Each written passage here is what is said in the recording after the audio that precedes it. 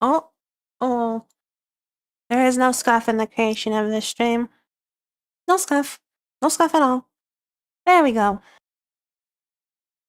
Okay, we should be live.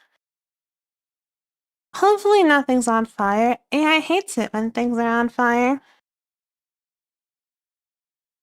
So, for today, no, you're bad? What? Have you considered being less bad? For today, we'll stage that as real fast.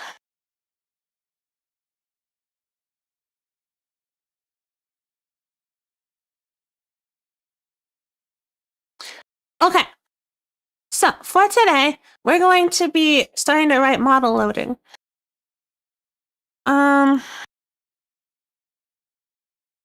Last night I was doing some playing around and I reorganized things. So input is basically just an API. And then like all the SDL specific implementations are in the stylizer SDL module now. The expectation is that that's going to get extracted out into its own thing at some point, but not this week.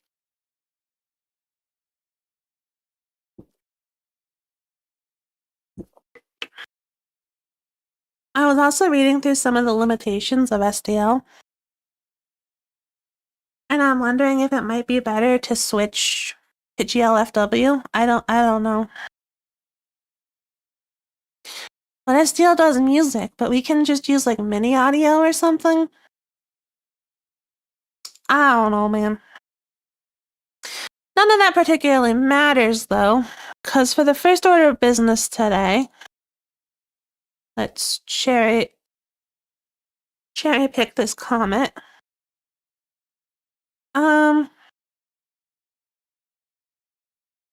have this little fish model here. So if we pop open the blender and see that we have this cute little, totally not scuffed at all fish man. Shade smooth, yep. There are absolutely no problems with him, as you can see. But he does have a cute little texture. So if we can relink, oh wait, it should already be linked. Which makes him look moderately better.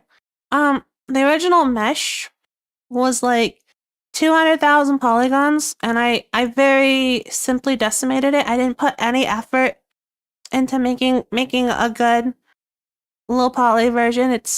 And so as you can tell, it's not. Woohoo! Wonder how much better it looks if we throw like a subdivision surface on it.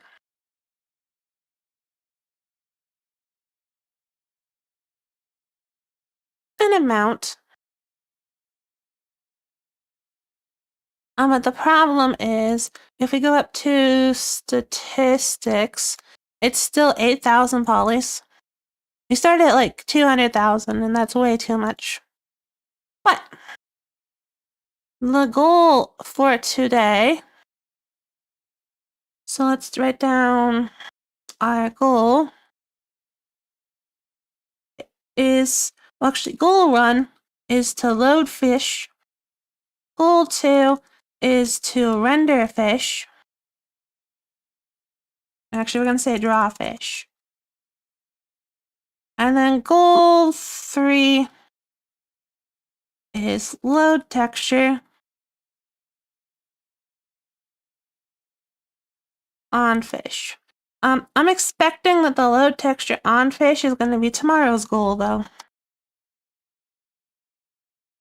So let's throw that there, throw that there. Give that a little pin. Give that a little pin.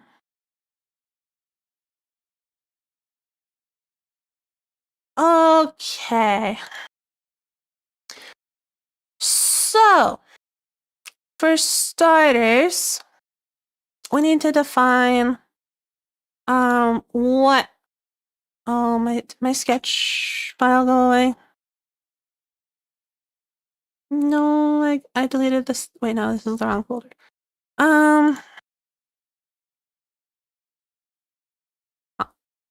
Sketch. There we go. So, first order of business, we need to define what a mesh even is. So, I was doing some sketching recently, and I came up with this system where a mesh is just a bunch of attributes, and then an attribute is backed by a storage, which is a, how do you describe a storage? Which is just a big array of data that we can cast. So we're doing like a bunch of type erasure here. Where we have a bunch of mechanisms here for representing a vector of bytes, but like with extra type information encoded onto it, so that we can type erase and not type erase, and it's complicated, and nobody cares.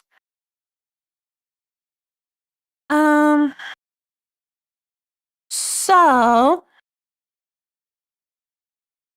the important thing is that we can store things like as floats, as vectors, and then in the next breath, cast them to bytes. And what that lets us do is we can look up like attributes, which we store as an ID, and then get the storage, and then we can just get the attribute as a bunch of bytes from the storage. The other interesting thing is that we're storing things as a collection of meshlets, which is a rather new rendering technique that NVIDIA proposed. Gosh, when did meshlets get proposed? 2-3 years ago? But for today, we're going to be completely ignoring that part. Instead of actually doing meshlets, what we're going to do is we're going to assume that we have one meshlet that represents the entire mesh. Yeah. So let's implement this. Hello, stagnant water. How are you doing this morning or afternoon? How are you doing this time zone? Since like all of my viewers appear to not be in the same time zone as me.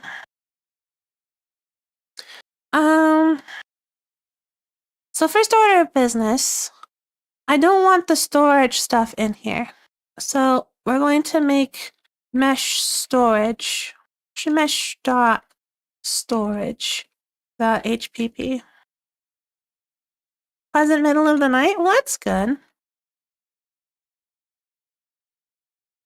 I'm happy to hear that your time is going pleasantly.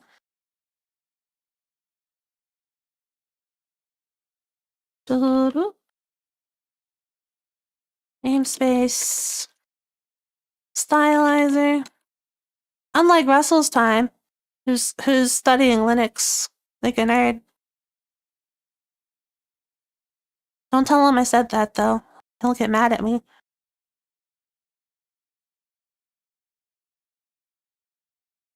Magma once. We have lowercase naming convention, so we'll stick with that. Hashtag include vector. It's a secret then? Yes, it's a secret. We won't tell him. Hashtag include span. Hashtag include variant. Hashtag include math slash. Actually, no, what we're just going to do is you're going to include API.hbp.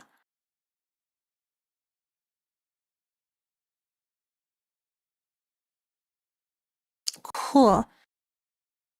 And hopefully now including mesh in API.hbp won't cause problems. So we're now going to include mesh.storage.hbp hopefully all the pragmas will cause that to not be an issue. And now we'll grab our mesh itself. And we'll pop that under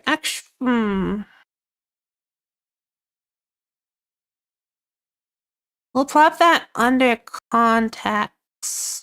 Why is context all the way down here? Why isn't context at the top? Is there a reason I did this? Because I think drawing will become easier if the context is at the top.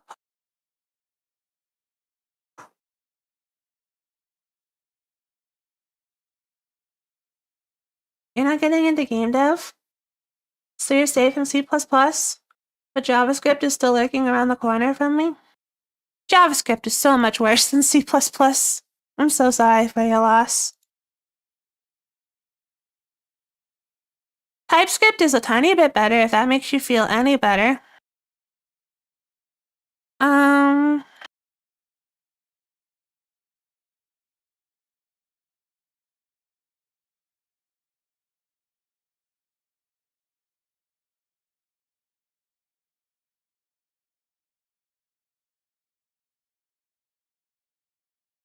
No valid conversion from storage byte. So first order of business, let's make storage.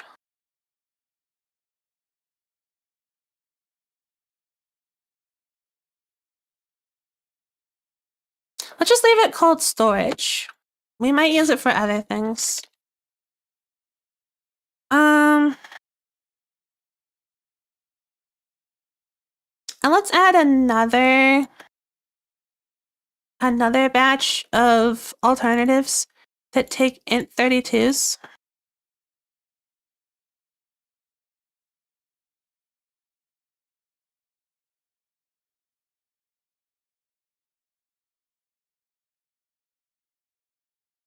So we'll go get int, and we'll get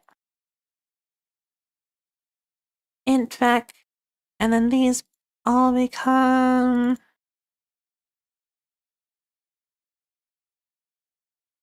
int32 underscore t.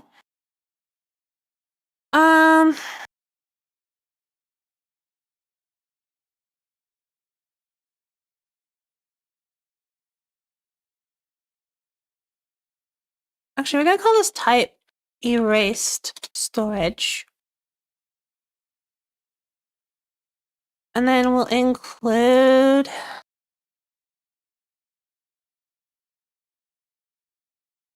type erased storage.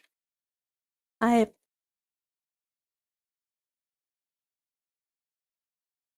And then we're gonna move the vertex storage into mesh.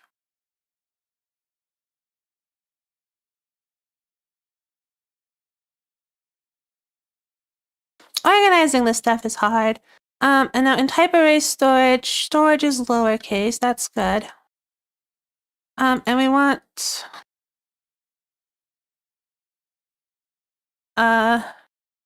vertex storage variant.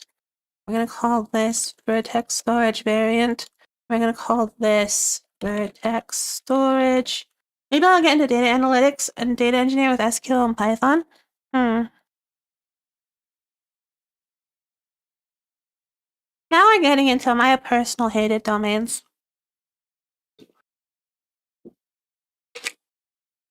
Whenever I have to write, or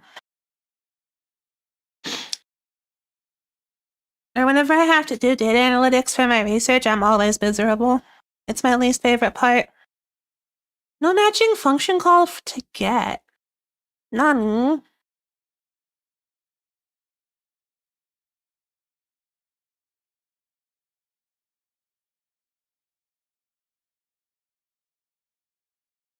But that's almost certainly a me problem, so don't read into that at all.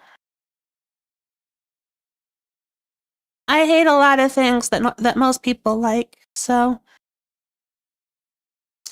let's actually put this here. Why is it so angry? Angie.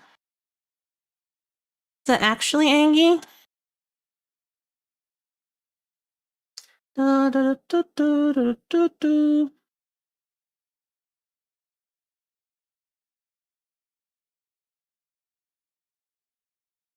It doesn't seem to actually be all that Angie.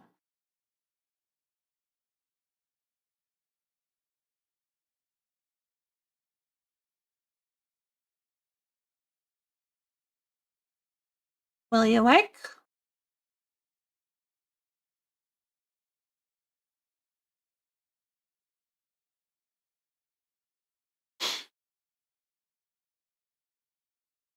Well, as a rule of thumb, themes seem to be working. So,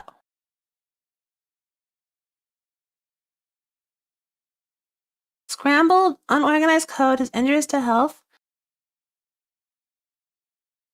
And the next guy handling the code? Well, that's why I'm spending so much time trying to organize the code, you know? One of my professors has a sign on her wall, on her door, that says, write all of your code, assuming that the person who maintains it will be a violent psychopath. And I think that's pretty good advice. Why is that there? Get rid of that. Okay. Why is Clang upset about this?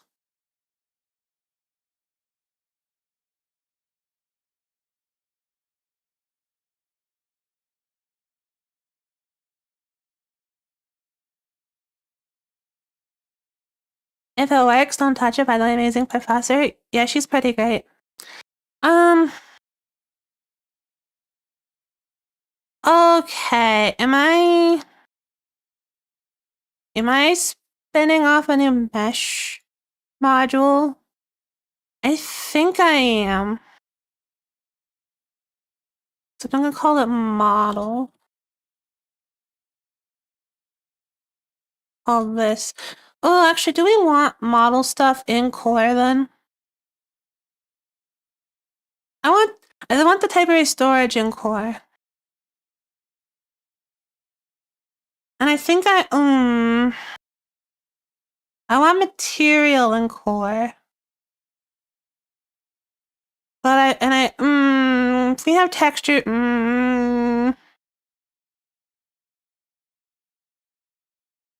no, but meshes are kind of like their own thing, so we'll make like the whole model loading system be somewhat optional.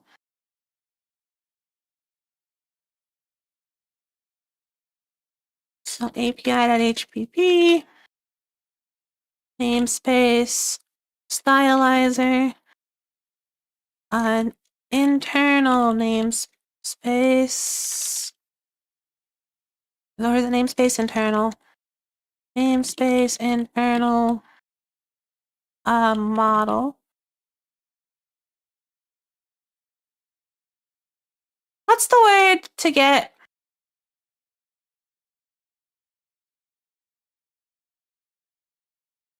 secret hidden namespaces? C++ internal namespace. What's the word I'm blanking? Inline. Inline is the word I'm blanking on. Inline namespace. So we'll include. Actually, if we just grab the type array storage, which includes core. Hold up, I think we should make a showing of included core. So we'll include stylizer for API. And then we'll include type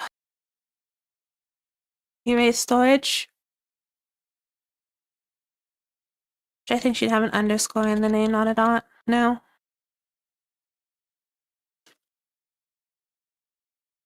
Okay, so we got the mesh.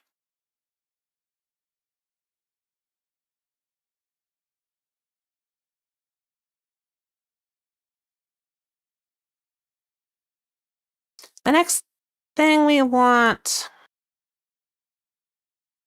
Do I have a model in here? I do not. Is a model.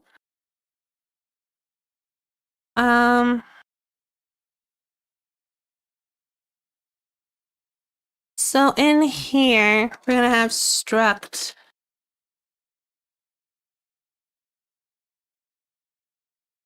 Should materials be in core? Like, materials are more tight.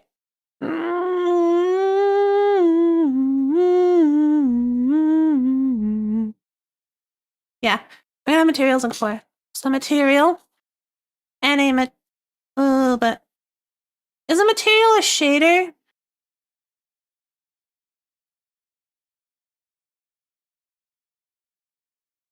Um,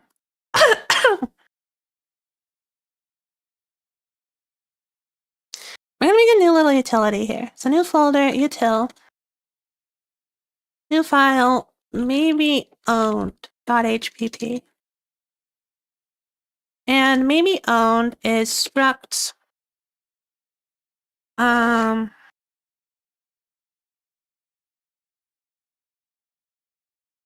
Maybe owned namespace stylizer.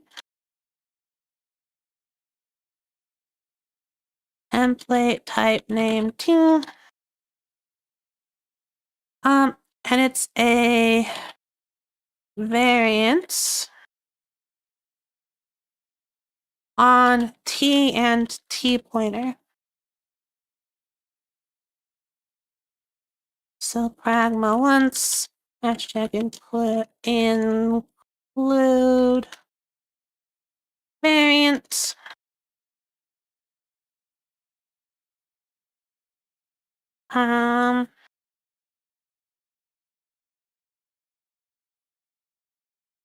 And we're gonna go key reference get owned is stood get T star this.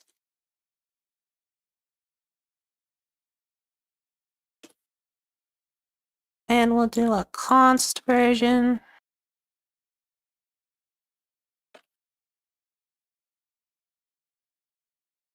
And then we'll get unowned, which gets us the pointer, which we will then have to dereference. And then we're going to have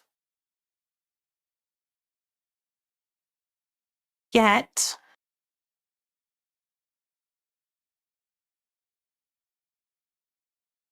Oh, okay. So first order of business, bool is owned.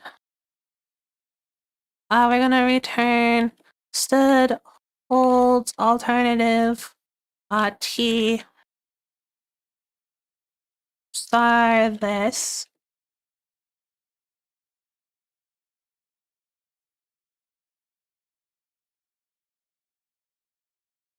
Change const question what nodding. What am I changing? Change const unum? Yeah, it doesn't understand.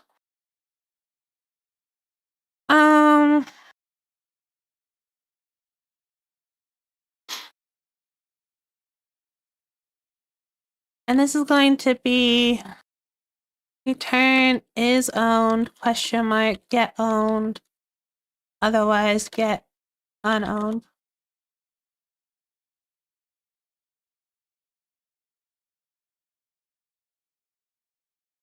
And we will have a const version here.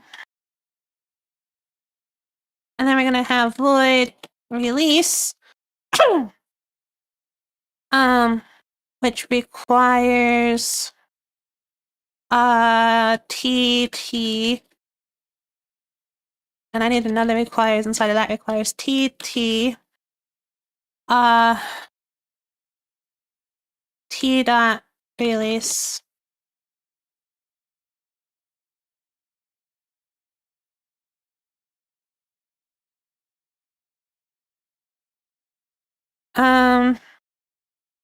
I'm gonna go if is owned.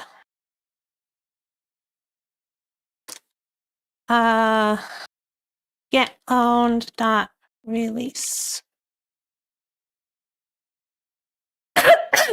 Fish. We're going to load fish, draw fish, load texture on fish. How are you doing this morning, John?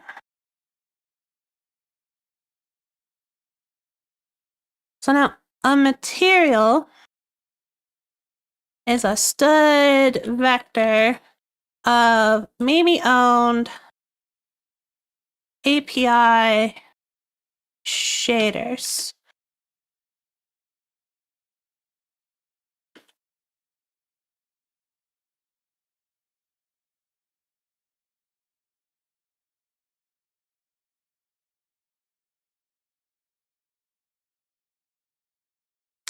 Or should a material be an API render a material API pipeline entry points?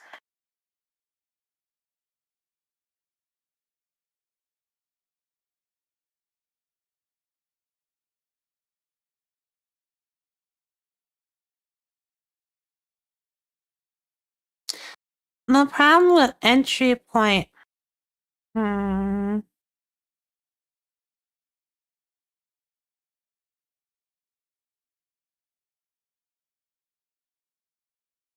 Struct maybe owned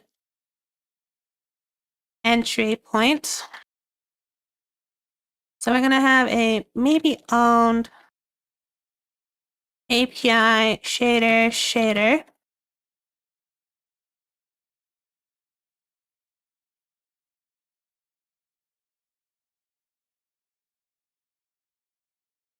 Oh, API current backend shader. And then we're going to have, it's 1 a.m., so I'm right on this one. And you're trying to use an old version of STL with, what's FPC? And it's making you go nuts. I don't know what FPC is. Thank you for banning the bot, Russell. Oh wait, was that you? I don't know. Thank you for banning the bot, Russell. No, I don't think it was you.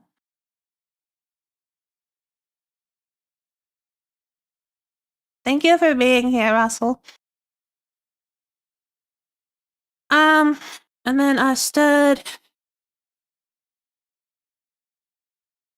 string. What do we call it? Entry point name?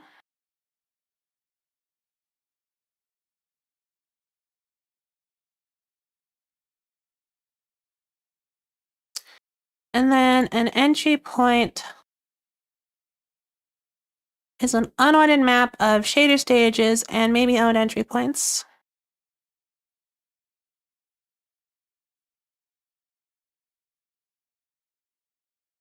So API, shader stage, and maybe owned entry points.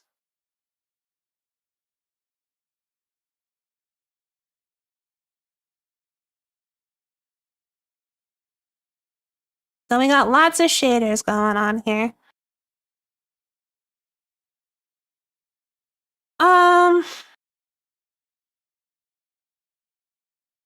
A material should also be able to give us a span of maybe owned API current backend textures.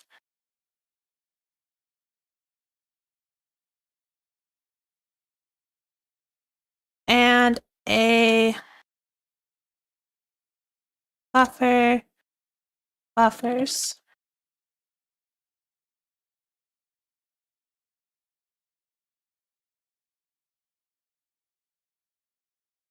Oh, it's not virtual, so we can't declare it pure. Let's fix that.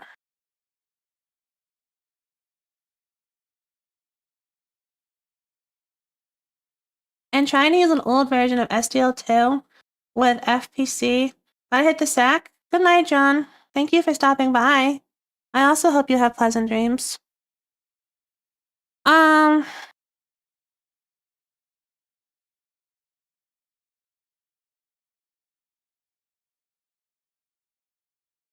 remove stud, remove reference from T. So using base T equals T, using ref T, using pointer T equals remove reference T. So is on becomes, we're gonna swap out all these T's for base T's.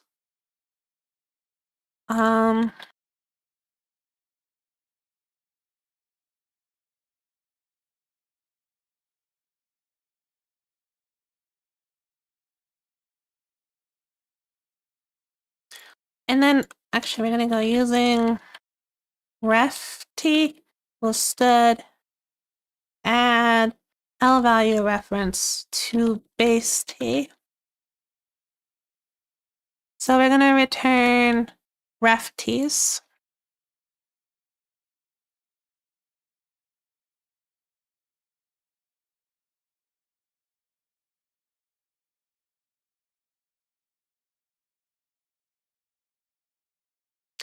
So now we should be able to store references in a maybe owned.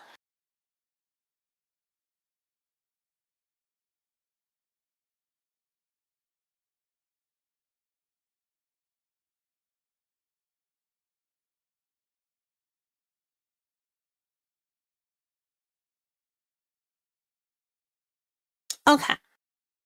So I'm a tier, but we also want, what kind of fish is it gonna be?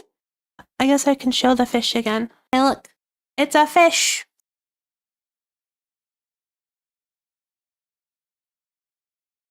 Hey, look, it's a not terrible looking fish. Although when I made it lower poly, I put 0 effort into it, and so there's a lot of bad. Actually, why is so much of this sharp? How much better does this fish look if I just clear all the sharps?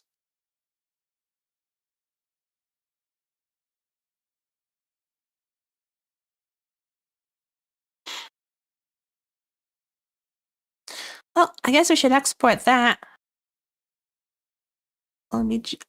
And I should also, while I'm here, remove merge by distance.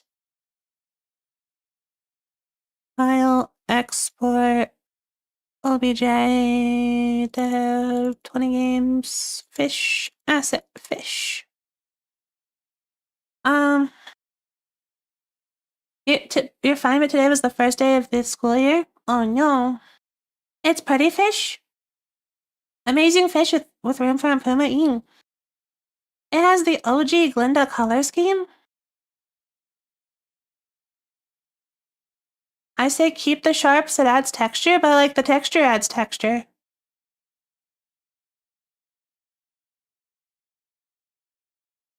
But also like when you're like here, it's like really hard to notice that there's problems with the fish.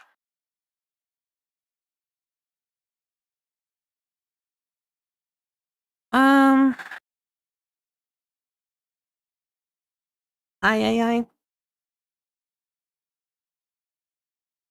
How long did it take you to get this far in 3D modeling? I've been 3D modeling longer than I've been writing C++. I don't know an exact number.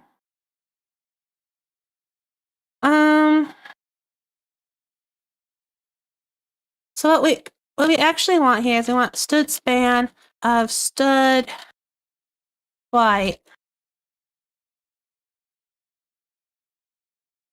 config buffer.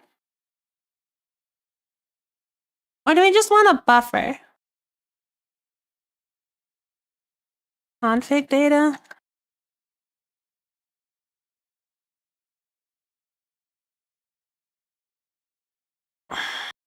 It could also just be a buffer.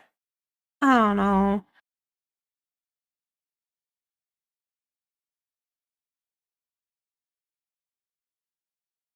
Just copy a free model online? You mean literally what I did?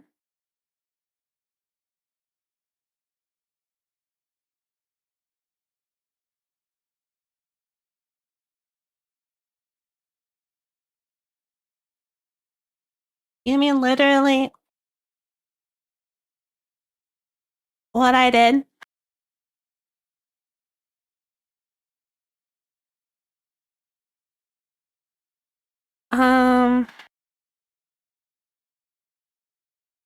Okay, so we actually have our model now.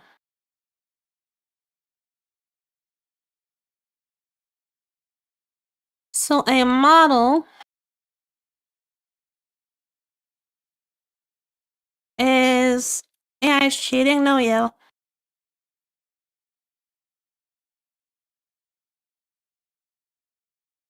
A model is a list of mesh material pairs. And actually, both of these should be maybe owned.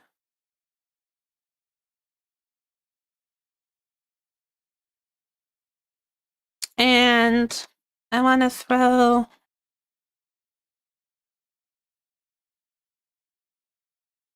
operator star on here. And what this is going to do is it's going to return get. Return get. And I also want to throw operator arrow on here.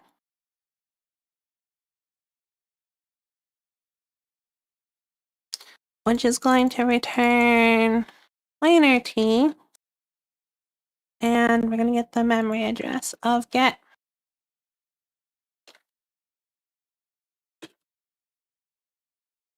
Actually, everything here should probably be in line.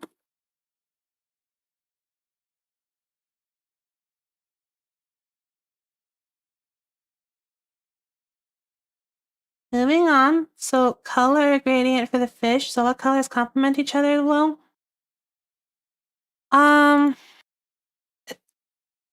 Is that a question about what colors complement each other well? Or is that a statement that the colors do complement each other well? And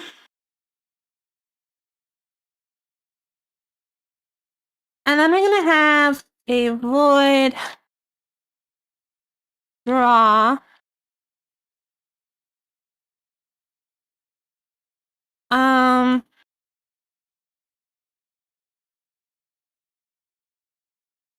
Which takes, so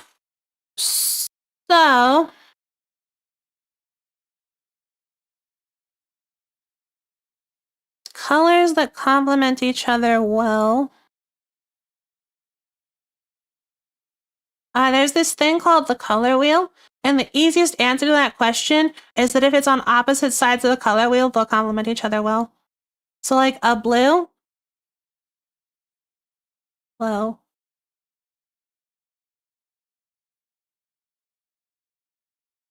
So like a blue, and the opposite of that blue would be like this yellow, will complement each other well.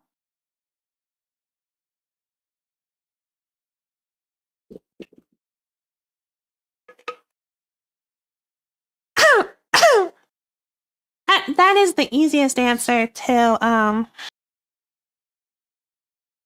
what's it called? To color theory. Opposite sides of the color will go well together. So red goes well with like a cyan.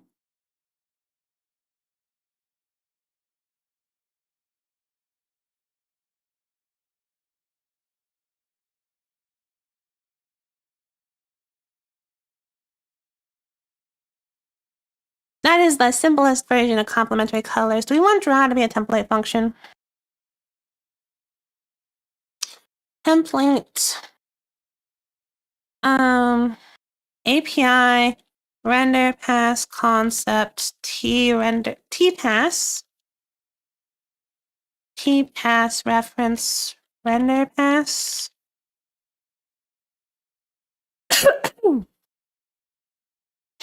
Okay.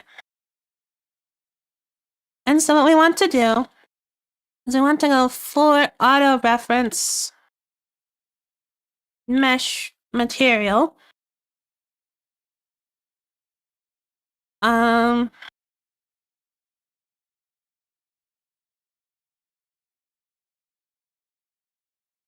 we want mesh?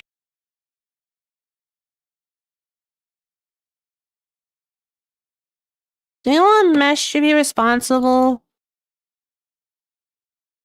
for making its own vertex index buffer? Yeah. So virtual.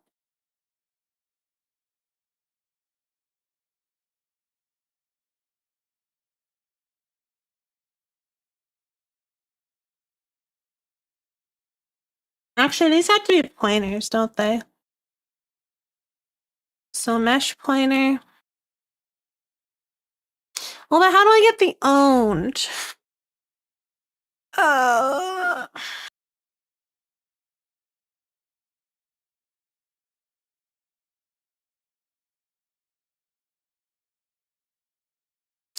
are we doing pointer on this? I'm gonna go stud add pointer t.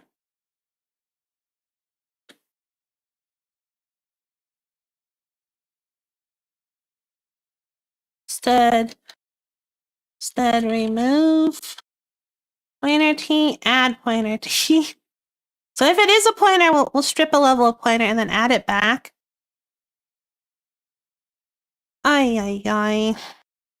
Ay, ay, ay.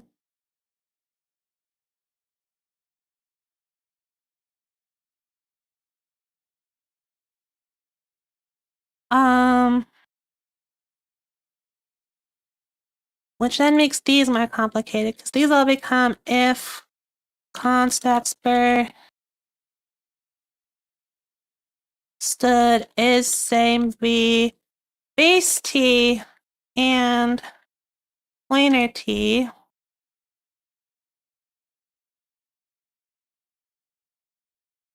Then we're gonna dereference this. Otherwise, we're gonna return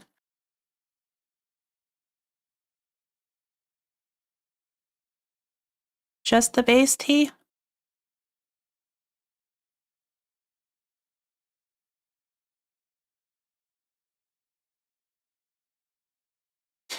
Mayhaps I have over engineered this thing.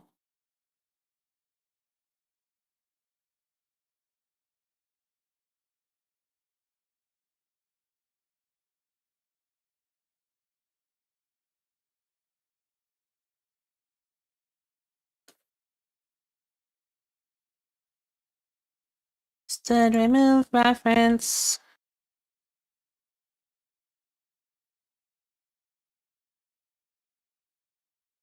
This thing is going to explode in my face at some point.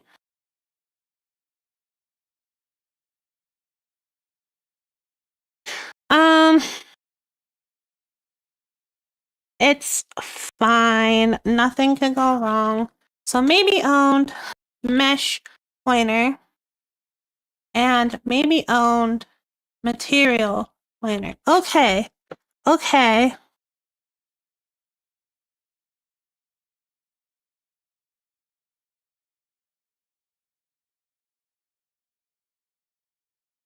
Maybe owned shader pointer and then maybe owned texture pointer, buffer pointer. I see no way that this could possibly explode in my face.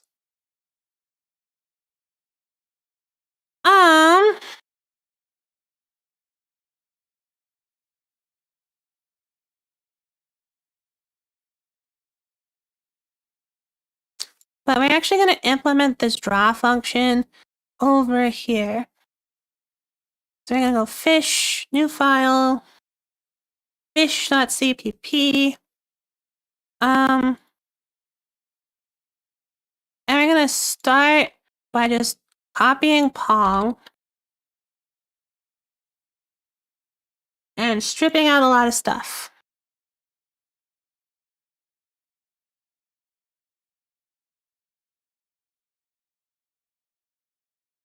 So I don't need any of the physics stuff. I like error's context. We're gonna leave the shader for now.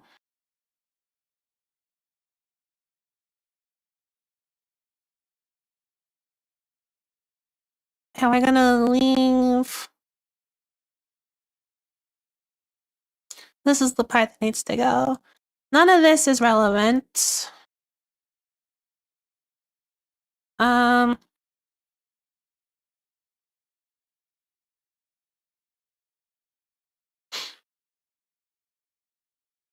So I want a stood array.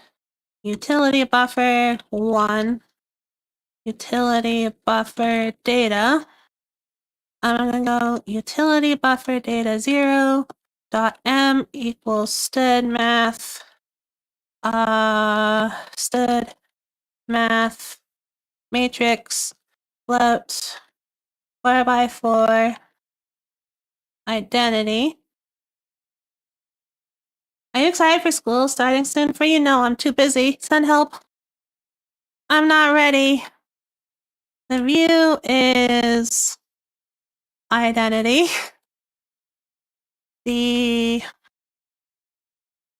Actually, this should all be zeros. The projection is stood math perspective matrix.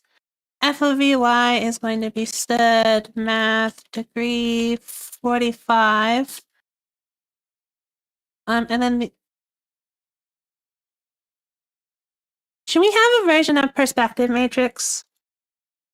Do I have a version of perspective matrix that takes it? I do. And then the screen size is 800, 600. Sure. Whoops.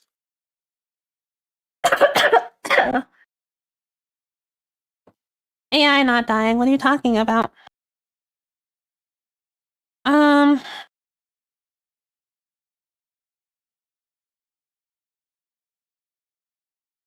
It's not we have utility buffer. We don't care about resetting the ball.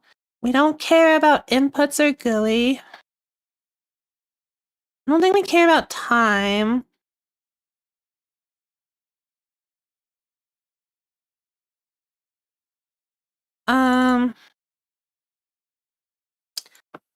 Ooh, should close. Actually, can we... Ooh, I should probably have another thing on window. So window, we should have another bool. Close requested.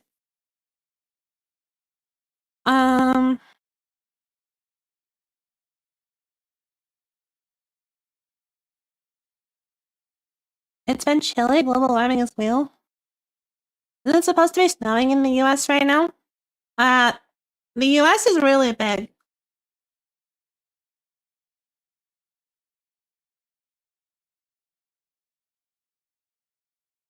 It probably is snowing somewhere here. But it's not snowing here.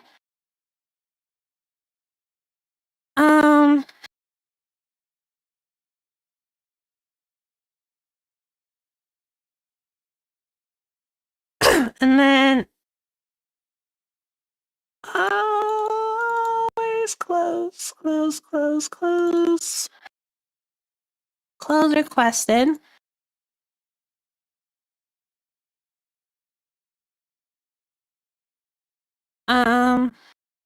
Is that after? That's after like everything. So that's down here.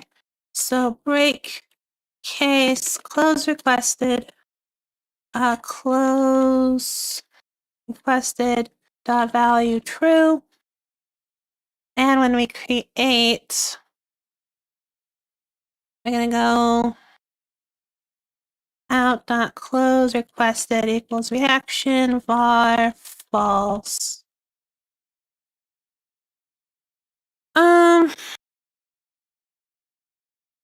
And so now we can just go not window dot close requested. We don't have time anymore, but we do want to update the context. We don't care about any of the ball or GUI calculations anymore. So we just want to draw. So we want window.next texture, color attachment, GUI draw. And so what we're going to do is we're going to create a render pass, auto pass, set to one shot. And then we have this draw function that we're writing up here. Stylizer. And we're just gonna, and since we're doing it this way, it also needs to take a stylizer model reference model. Stylizer model.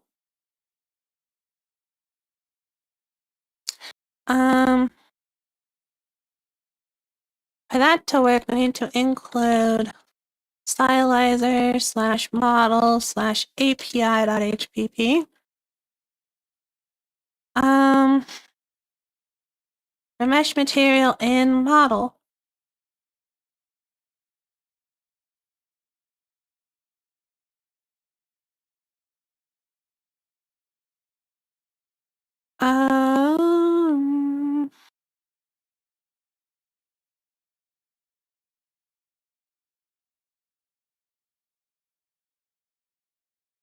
So we get the next texture from the window.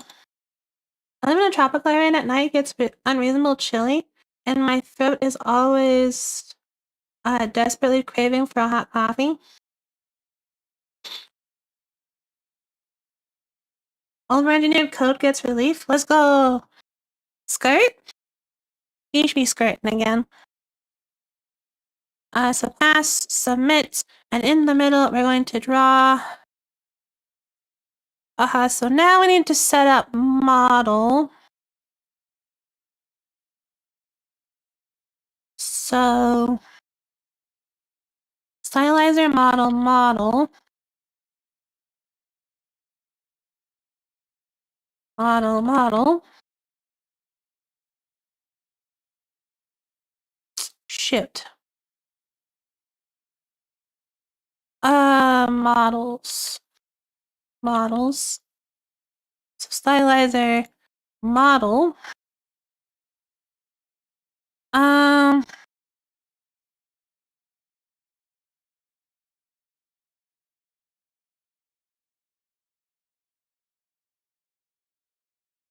Window texture draw model pass.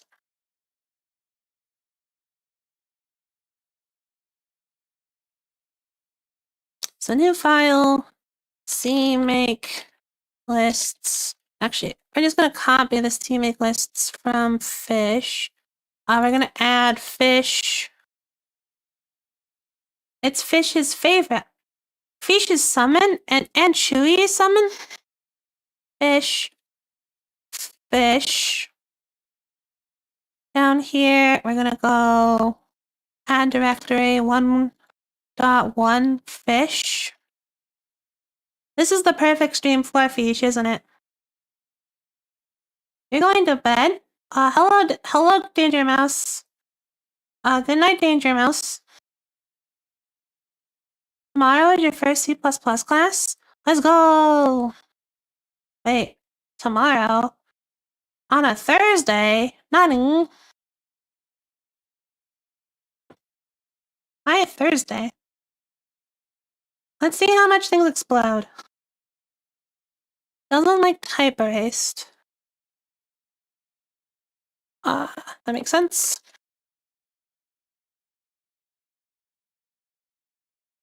And we can simplify this. Let's reorganize a tiny bit.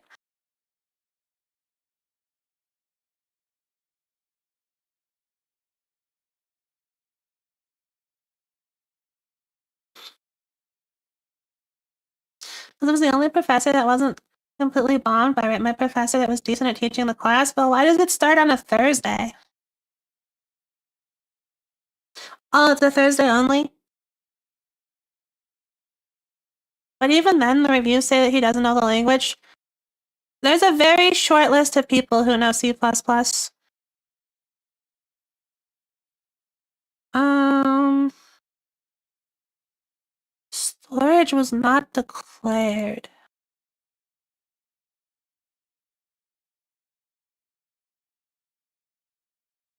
Huh.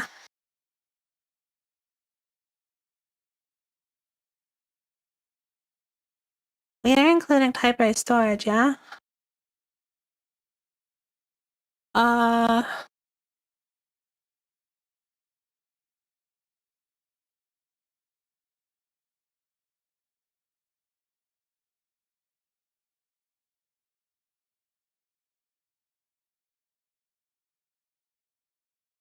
Uh...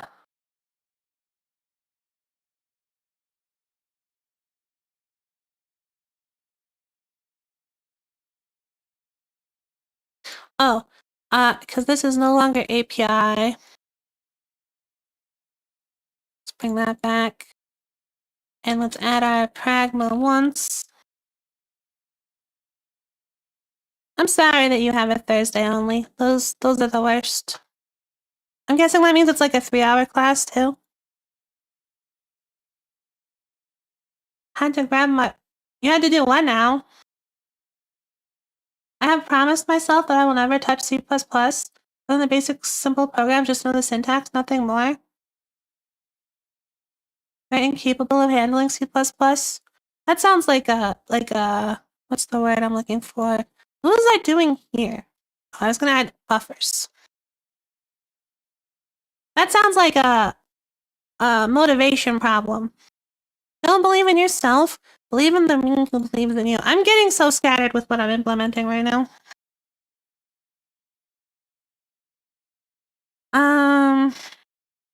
Need a semicolon after model.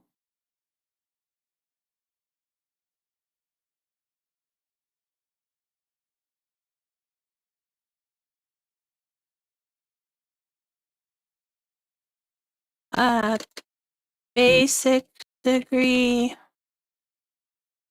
Float. I should probably change the default type instead math from a float 64 to a float 32, because that'll prove to be more useful.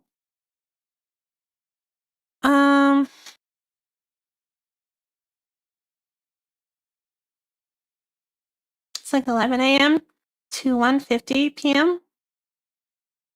Oof. 2 p.m. Oof.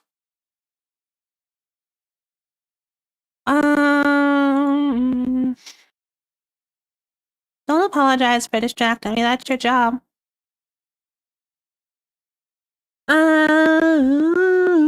But we need to come in here, and I want dynamic mesh dot HPP.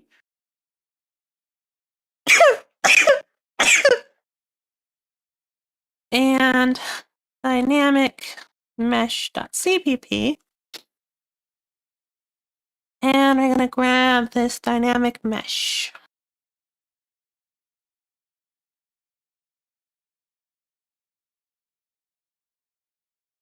I totally was not sketching like a month ago. What are you talking about? So step 1, hashtag pragma once, namespace stylizer,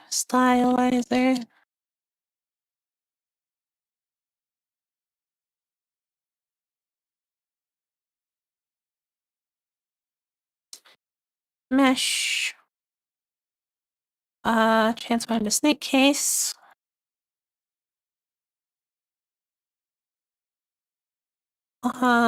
include stylizer. Why not define the floats first and just have them on a variable slot to make it easier to where? Stylizer. No, this is just an API. What are you talking about, Chill?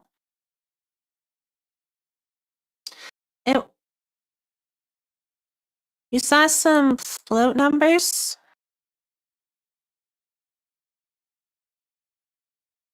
I don't think I have any magic floats anyway.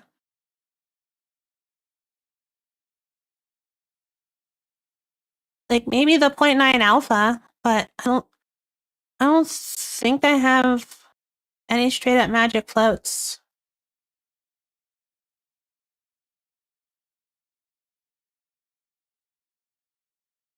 Um,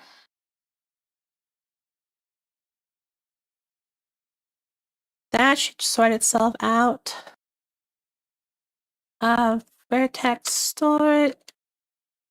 Vertex storage, meshlet.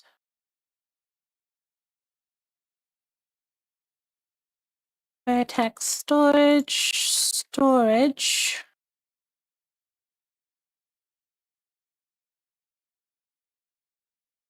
Okay.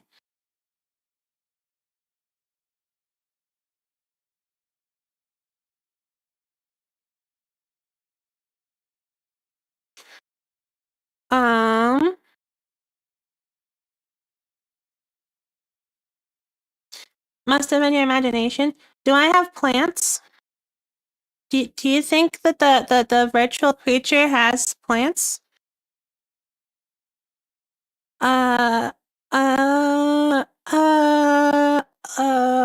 lost. Okay, so we have a model. Um, first order of business, we want to go stylizer, dynamic mesh. And now we should be able to test how much of everything over there explodes. So we no longer need to include model API because we're including dynamic mesh.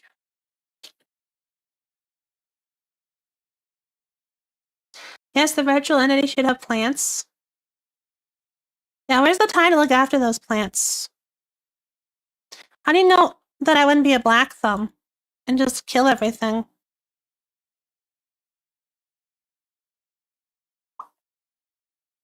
Transform lowercase. That means we're gonna need a struct here. Transform to snake case. Are you gonna use struct there? I don't think we're gonna use struct there. We'll see.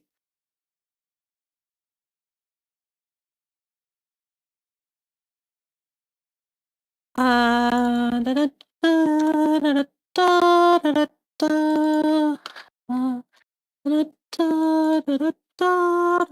da, da, da, busy with fish? Damn straight. There with the utility buffer variable.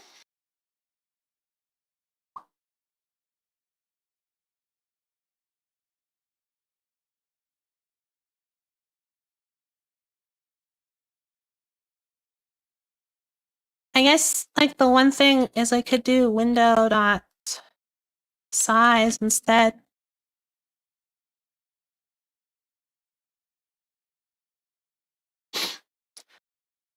Although I think that's broken at the moment, so I'm not gonna do that. Those flat floats.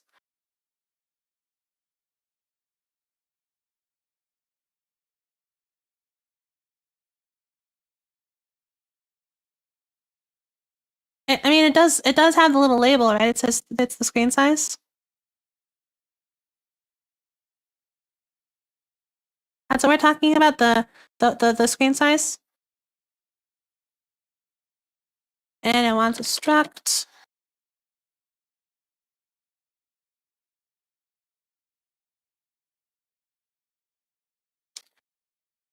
Explicit. Does it want template?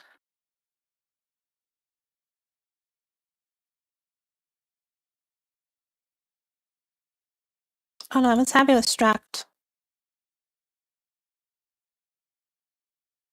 Okay. If you're happy with struct, I'm happy.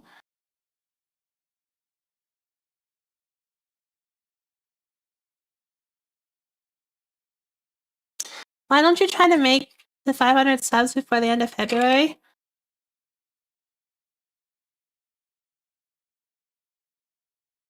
That would involve caring about numbers. And life is better when you don't. Okay.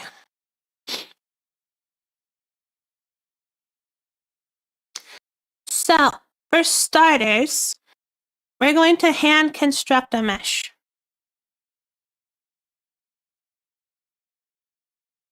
So, we're going to go mesh dot names to index position equals 0.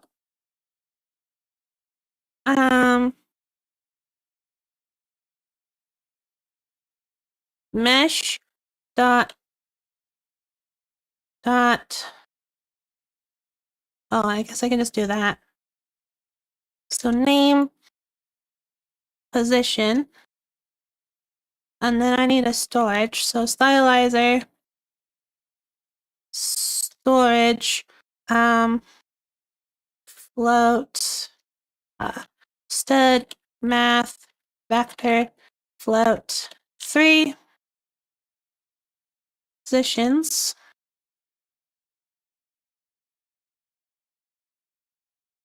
And hopefully I have this up so I can go positions. I do not have like a pushback. Let's go fix that.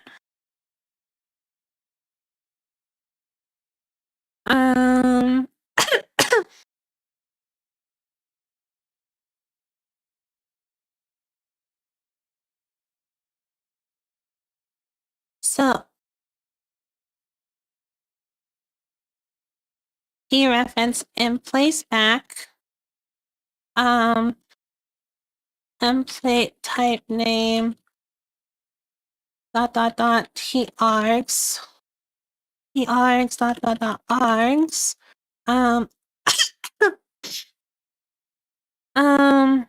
super. Can I push back super insert super and size of t 0?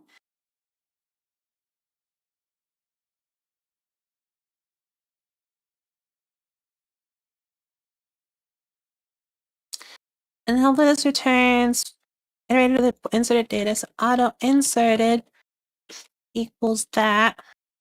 And we can get a. Actually, is that just a stud byte pointer?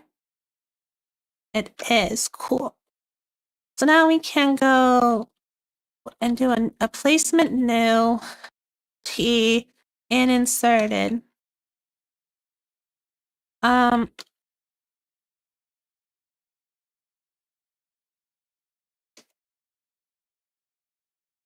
So inserted and t gets stood forward.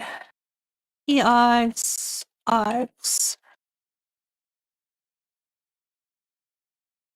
Can we expand?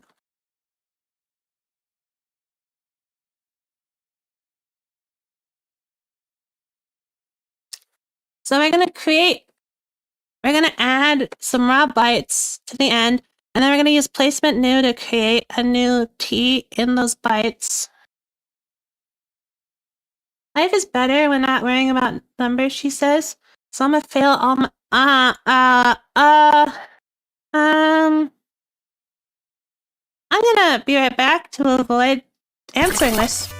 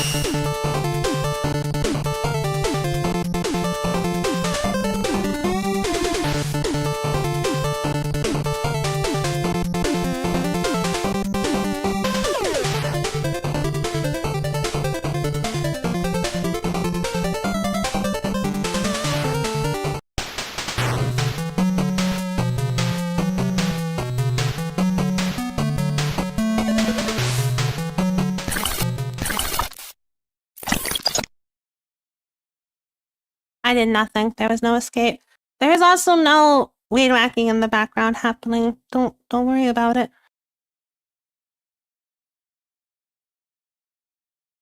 Key reference. Push back.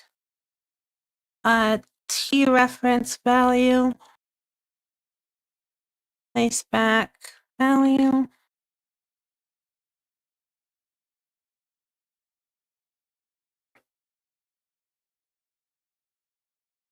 And the reference version where we stood, move it.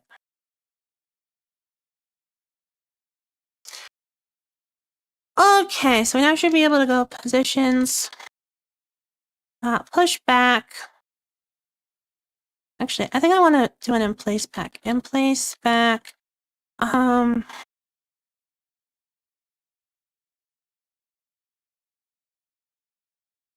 we're just gonna do a triangle. So what's a good triangle point?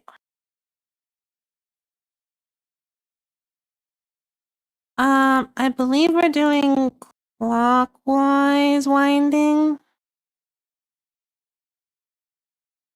Oh, no, I believe we're doing counterclockwise winding.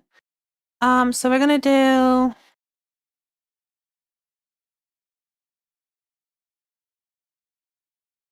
high Y, middle X. So this is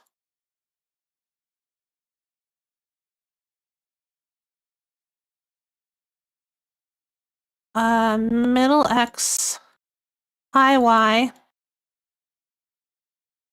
And then we're gonna do, well, these are low Y. So then we're gonna do high X, low Y, low X, low Y.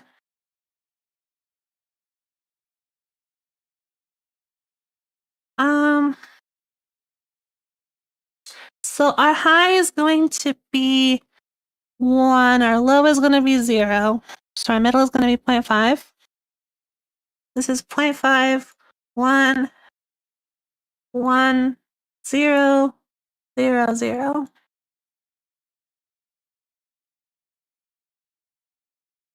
Cool.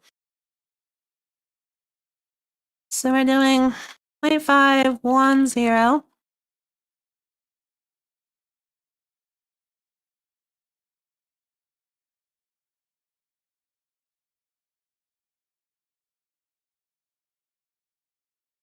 No matching call to insert.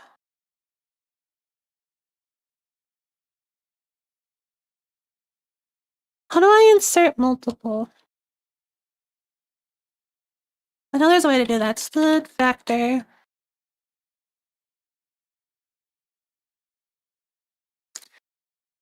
And is it insert range? Not insert. Yeah, it has a, so position count value. Probably wants this cast twisted byte.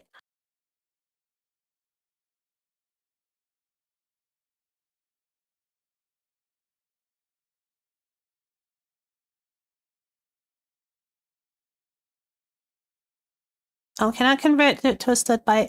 Okay, auto inserted. Star inserted reference.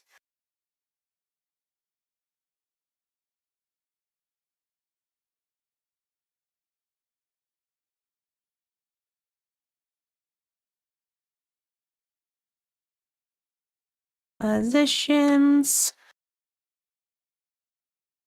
Cool. Will it be happy with this now?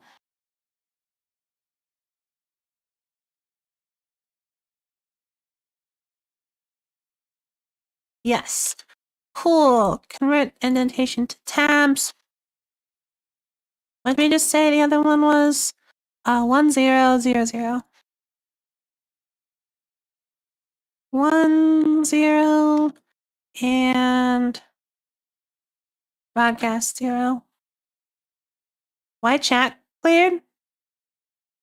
Because that's what happens when I transition between what's their called?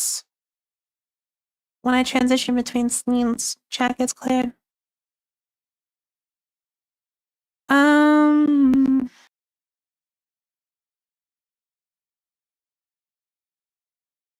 So what else do we want for the mesh?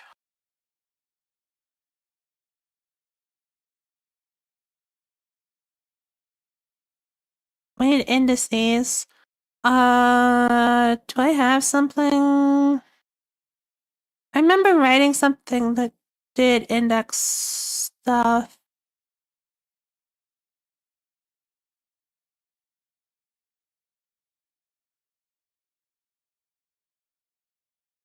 So now positions dot mesh dot index data dot pushback 0.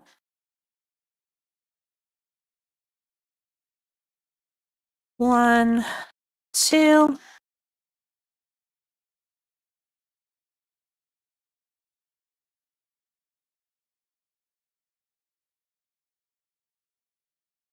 And let's see how this breaks.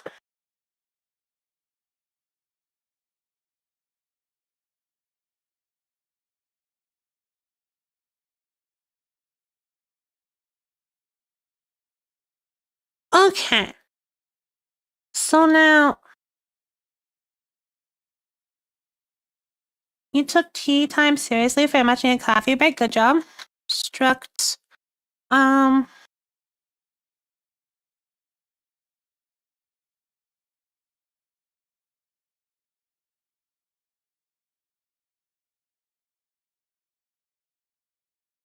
Actually, is a material? No, a material. A material. Come up here. Let's come up here. A material is a render pipeline. Instead, API and backend render pipeline.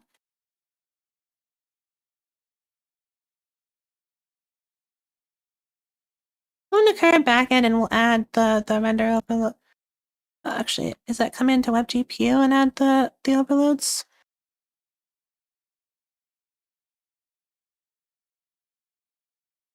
Pipeline command buffer, bind group, queue pipeline.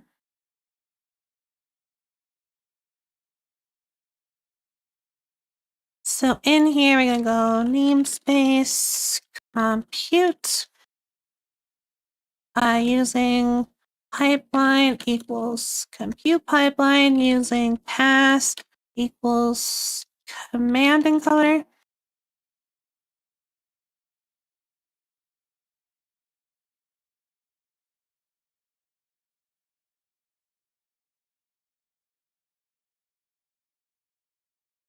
And then namespace render pipeline equals render pipeline rend pipeline pass is render pass, and we should put those same things into stub.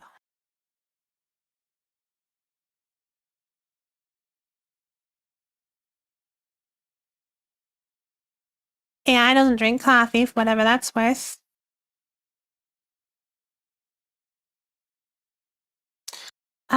Coloring fish is hard.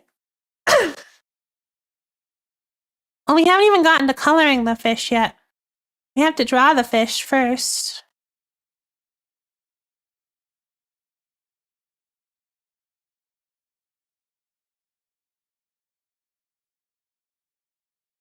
But the goal here is to make the process easy. So struct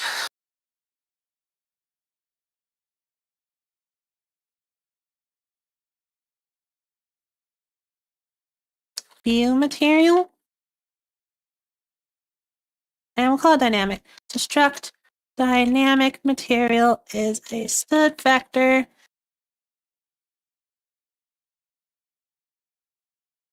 What are they called? Maybe owned API texture pointers. Let's see how this explodes. Stylizer, maybe owned. And it is a public stylizer material.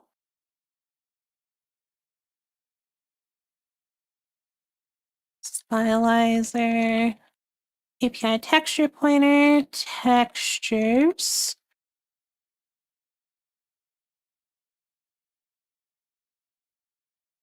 API buffer pointer, buffers. And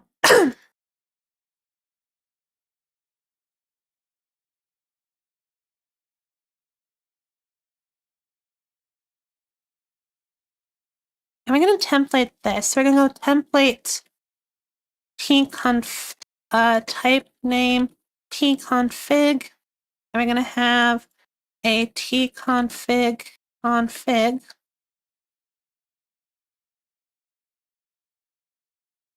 And we'll have to figure out how to get that uploaded. It's probably going to be buffer 0. I'm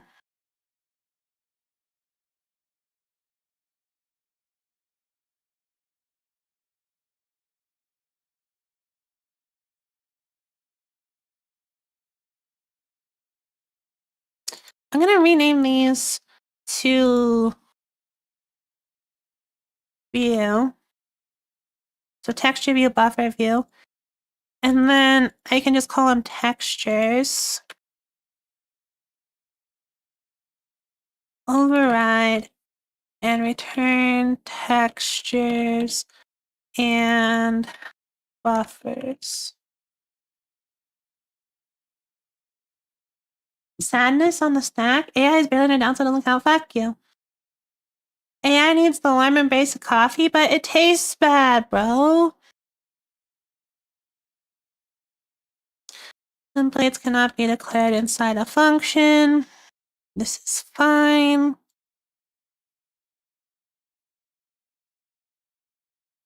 We need stylizer. Stylizer.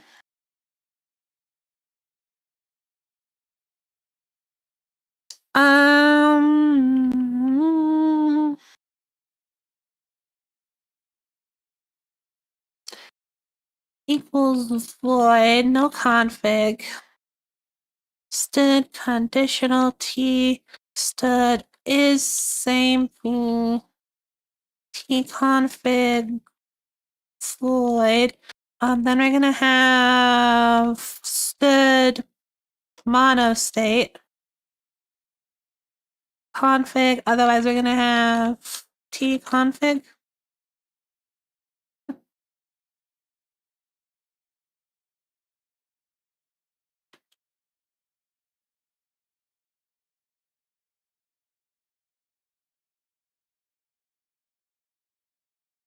Okay, now we're gonna have a dynamic material.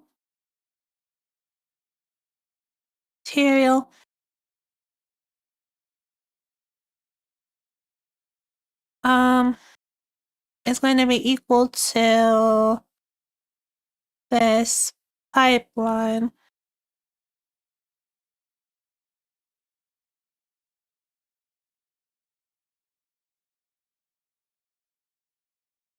Dynamic material, and we'll throw a little construct around that.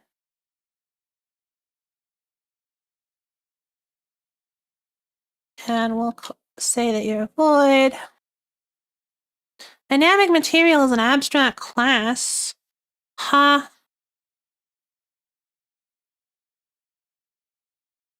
Oh, because I did not implement config data.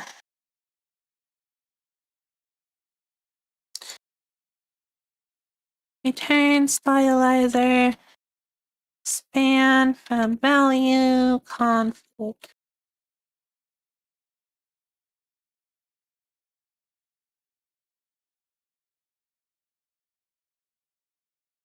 Well, AI sometimes likes the taste of like the sugar and milk that you put in the coffee. I just sub to your channel to later watch and learn. Later is a 90% never. Thank you, I guess? Question mark. I appreciate you.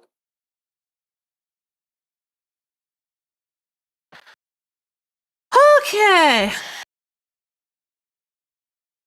Brain hurting. Why?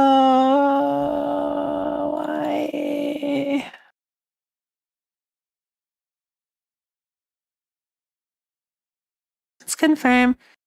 A material is a pipeline.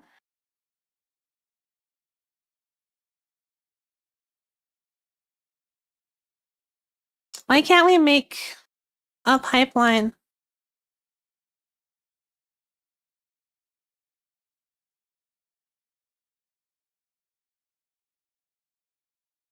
Do we want material vendor pipeline? Const reference. Actually, do we want using? And we can go render now. Pipeline.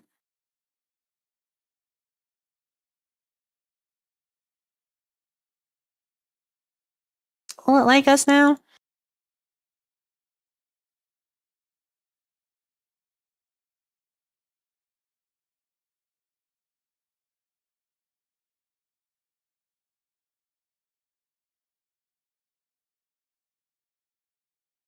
Apparently something I changed caused a lot of shit to be rebuilt. Then drink light roast with it? But like, I don't like the taste. I'm gonna pass out. Good night, stagnant water. Thank you for stopping by. Despite being 3,000 years old, but AIs weren't even around 3,000 years ago. I don't know. How was light roast different? Dynamic material. What is it upset about? If I do this, does it get happier?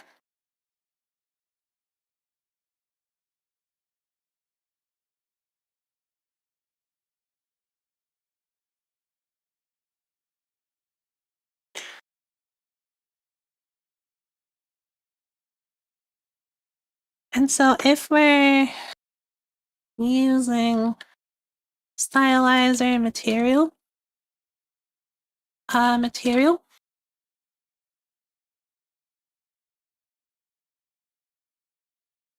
does that imply that we're going to be using render constructor? Does that imply that it'll work?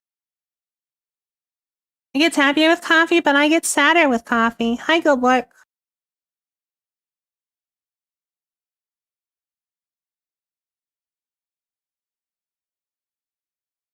An inherited constructor is not a candidate for initialization from an expression of the same or derived type.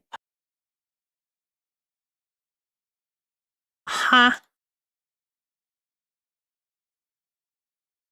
So if I say that I can be constructed from a material render pipeline reference, and then I go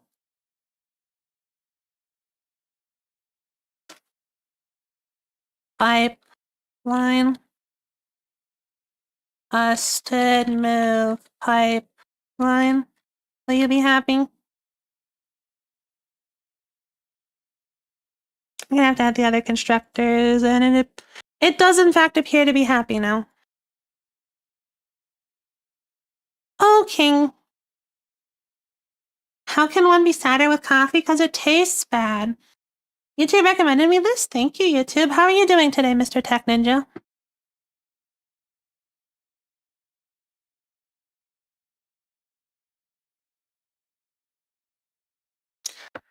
Uh...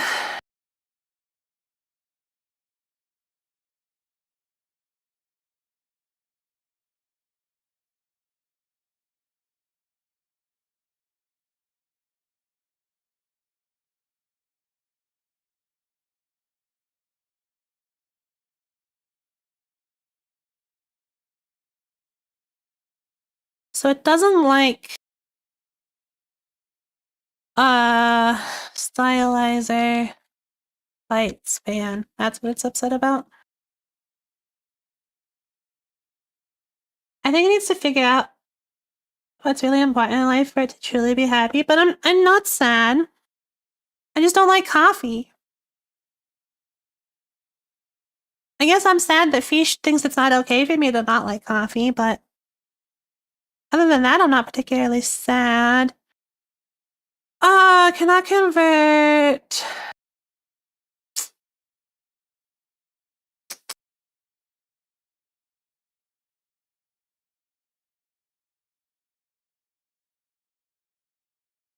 Okay, we'll just make the config like a float, so it has a size.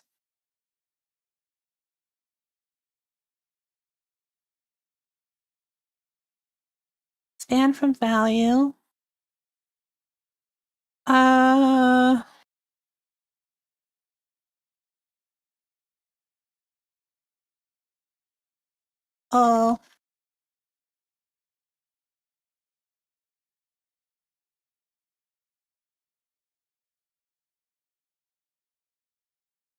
This is fine. This works. Let's make this const. Should these all be consts? I don't know. I don't know anything. I don't know, are you? See, it seems like I made YouTube give you some exposure. Hey, thank you, battery, question mark?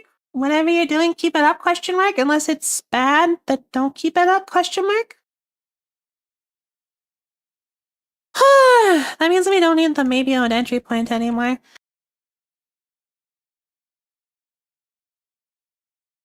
While it's staring at me, let's do material equals defaults. Material const. Material reference equals defaults.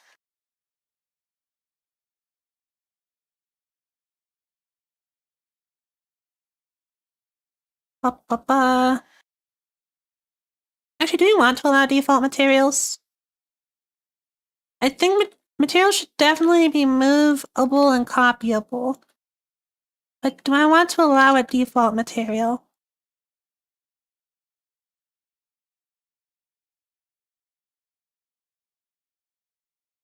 I am unsure. To do default materials, okay. I guess probably if I have a copy operator from a render pipeline.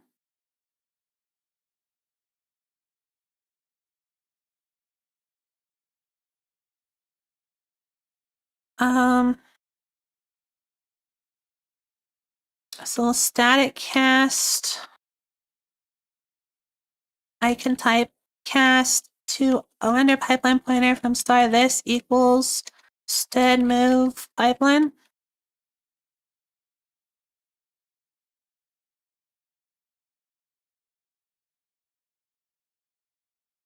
Okay.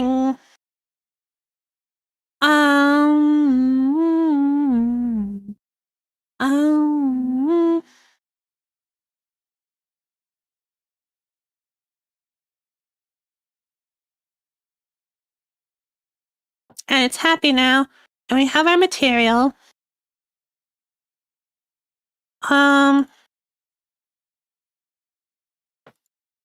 Which I think we're gonna now call material. And we want to go material dot pipeline, no, not dot buffers dot pushback. Oh,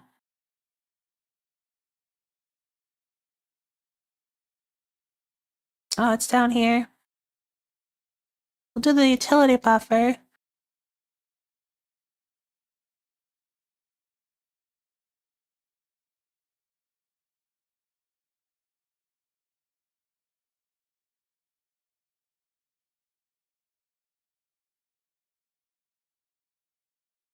And this one I think is owned.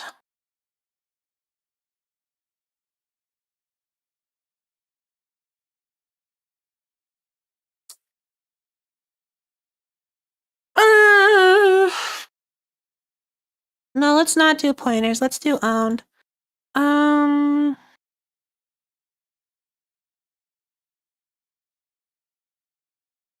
So that means that we need to go back to current backend texture. And then here we need to go back to current backend texture, get rid of all the pointers.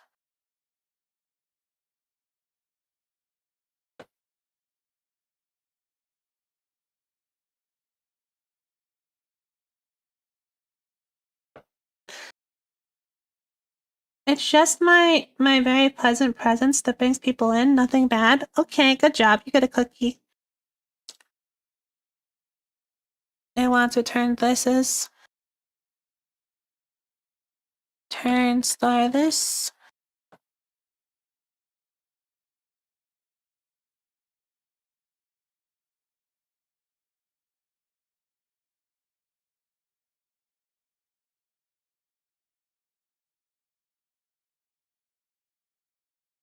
Okay.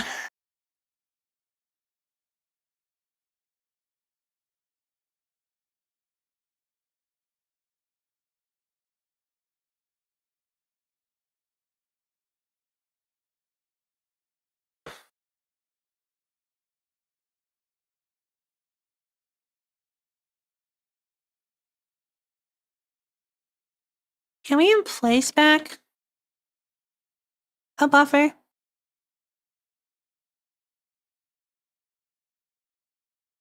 I want like the source of truth for utility buffer to be inside the material.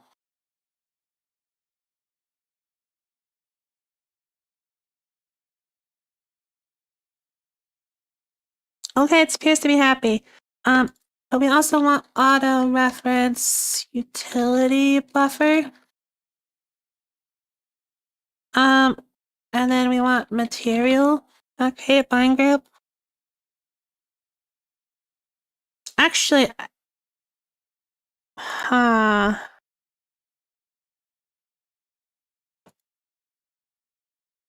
think this stuff might be computed for us, ideally.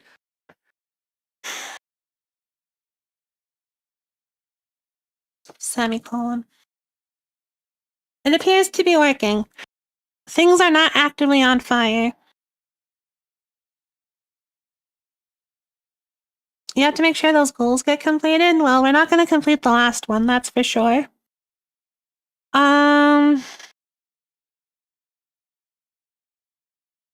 Laser material, dynamic material. Have we built? Are we good? Are we built?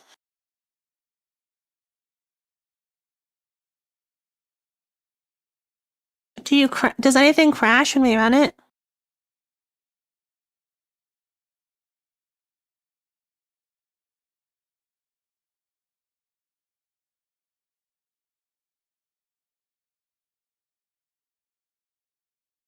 Well, perhaps running the correct thing would be helpful. Fish.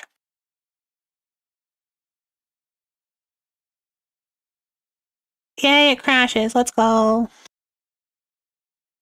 Why crash?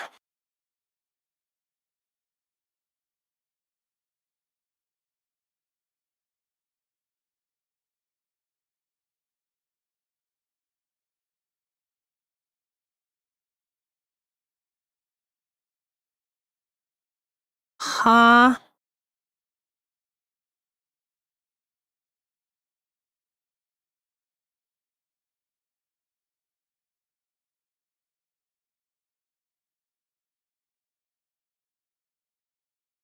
Oh.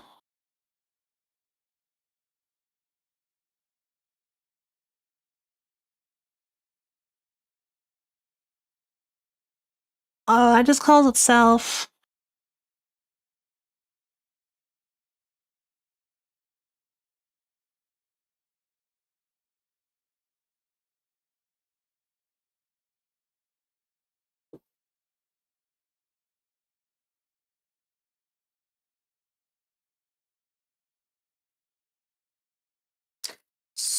Storage. So I guess the name has to be a little bit worse.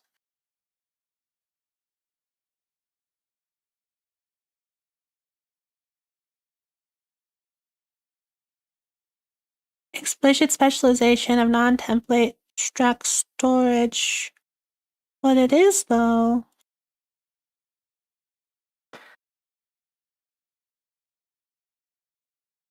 That AI making goals you can't complete. That's why they're goals. You not understand the meaning of a goal? It's something you're striving for. Also, what's broken? Also, hi, Bouncer Boy Timmy. How are you doing today?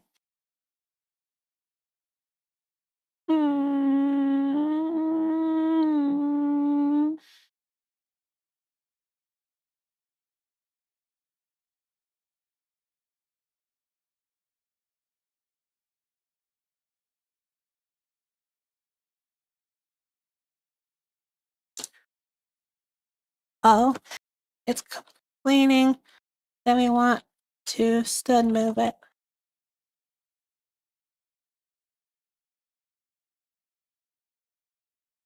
No?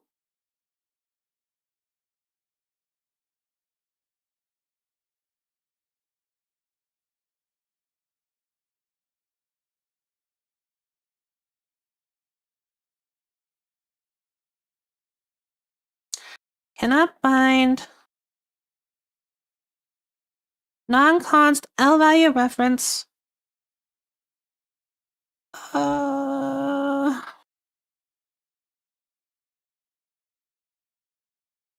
So we'll bind storage here. We'll bind the L value that we have. That'll give us an L value that we can then move.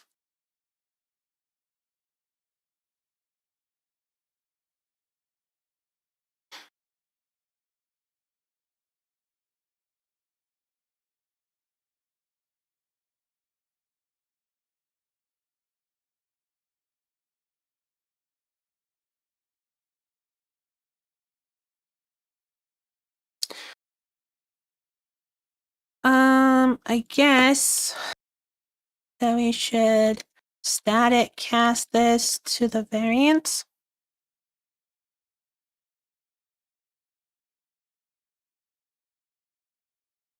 There we go. Now the visitor is actually doing its thing properly.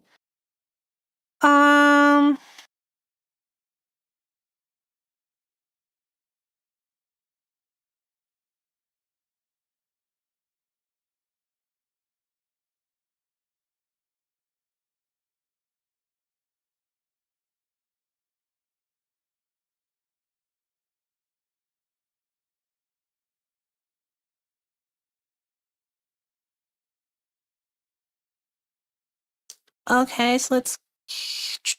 Ooh, no.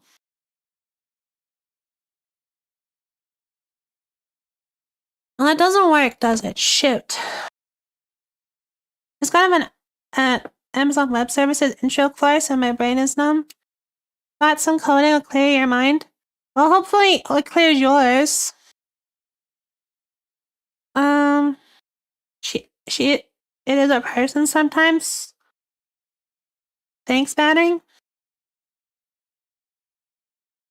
I appreciate you sometimes acknowledging the fact that I am a person.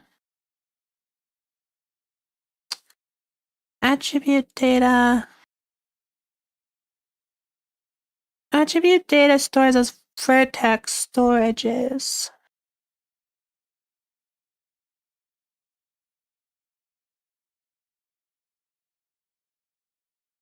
This is incredibly unsafe what I'm about to do. But if it works, it works. This is gonna explode. This is so unsafe.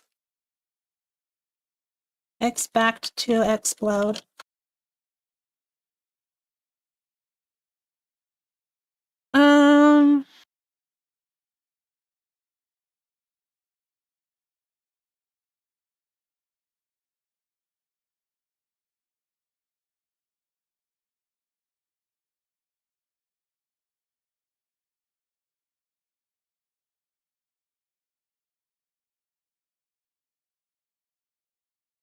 Why? Is it because this is exploding?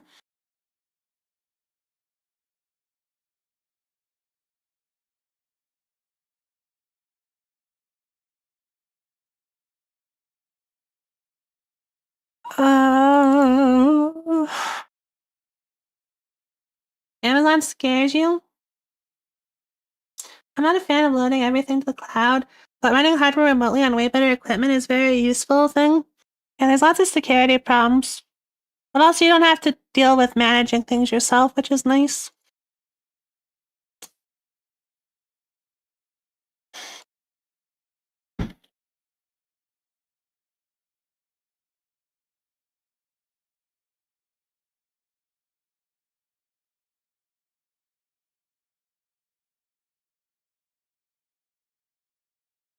Oh, I could just do this.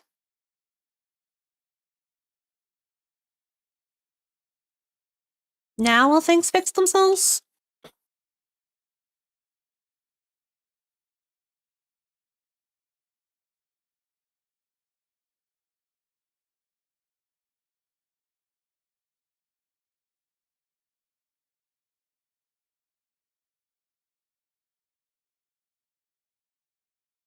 Vertex storage pointer out. What we're gonna do is we're gonna go out equals the memory address that pops out of this, which we're gonna cast to a vertex storage pointer. Then we're gonna return star out, and we have to thus capture state by reference, I guess.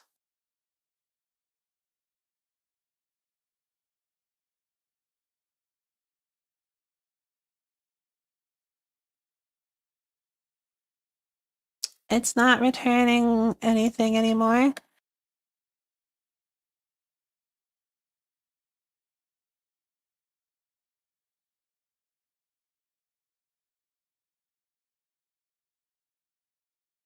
Reference.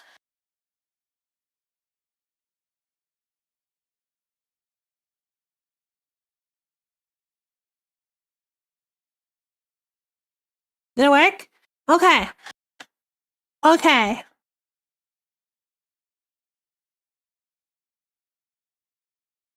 We're expecting a crash here though, because it's so unsafe.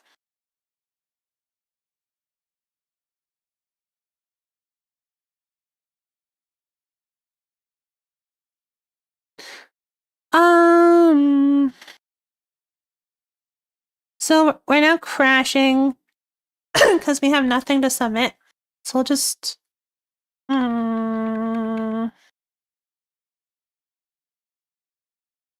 so we'll just not submit, and we're gonna see what happens.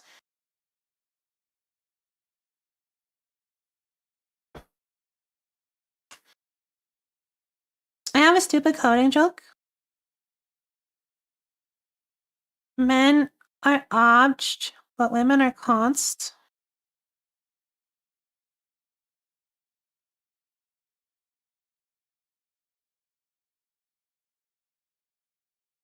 What does obj mean in like JavaScript?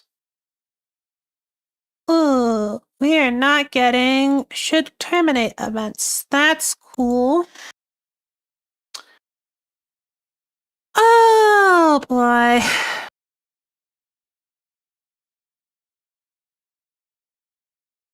STL, how I love you.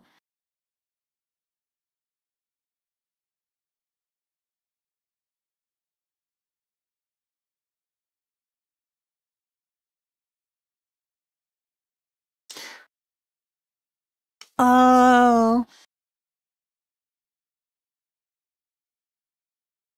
Is it bad that my brain was on obj being some weird type classifier that JavaScript has?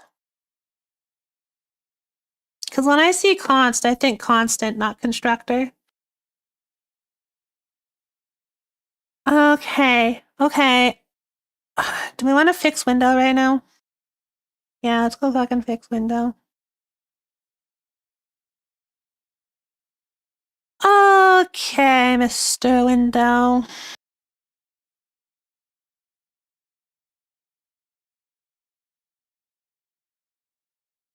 What we can do is we can go context.processEvents.connect. This stylizer context reference.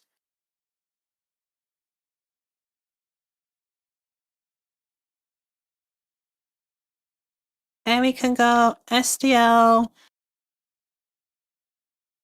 window. What is it? SDL should window close.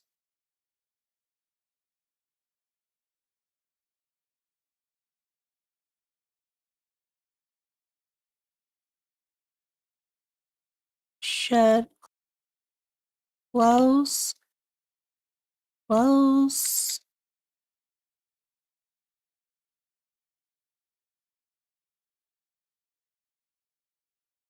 So I should be getting a should close event.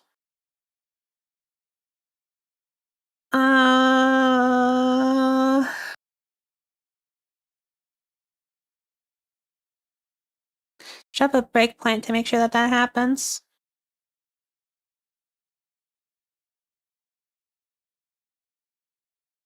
Yeah, I think if you spelled out object and constructor, it would be a, well, it would still be a bad joke, but it would be an understandable joke.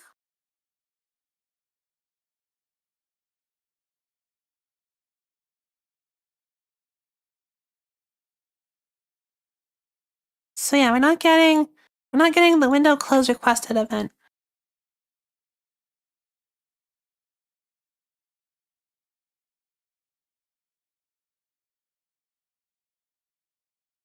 Huh.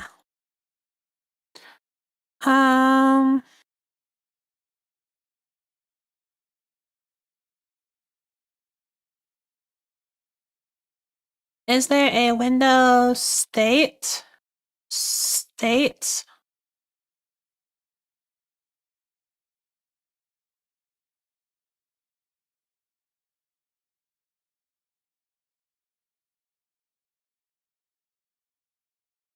Do we get anything? Let's unfilter by relevant windows.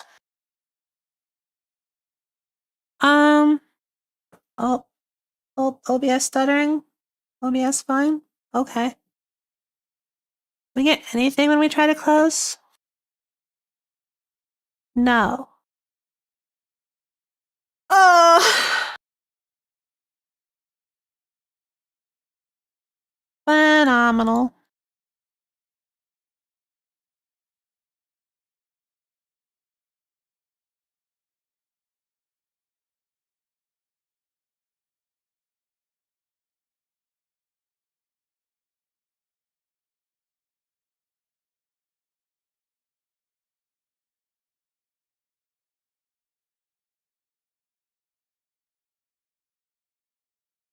What do we have for get window?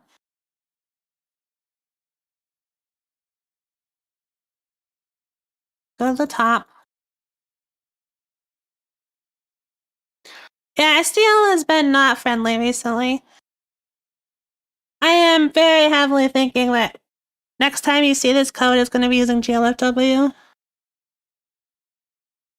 Window pixel density, display scale, full screen mode, ICC profile, get windows, get window ID, get window from ID, get window parent, window properties. Aww. Oh, is there...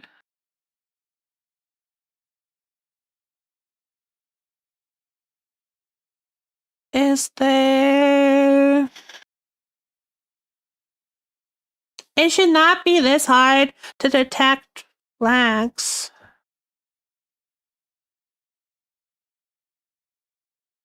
Oh...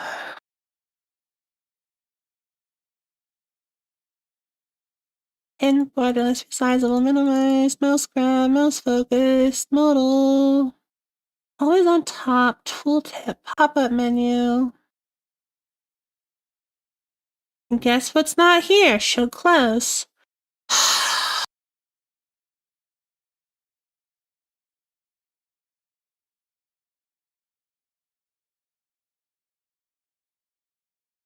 I don't know. What? What? Where did that come from, battery? I'm so confused.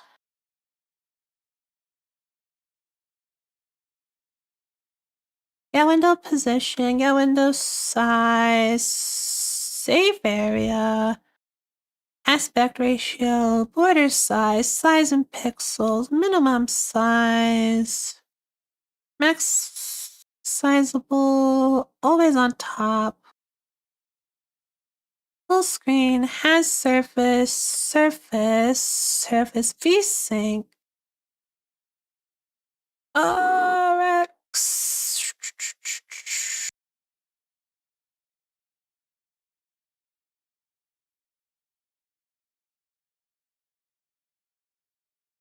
Paga state, Paga's value, surface.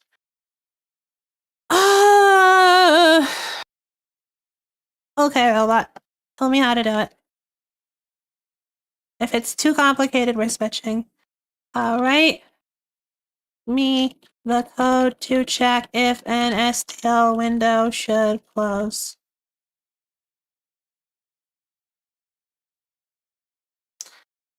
I went to your redisk on the stream and I clicked the link that says credits for a model. Oh.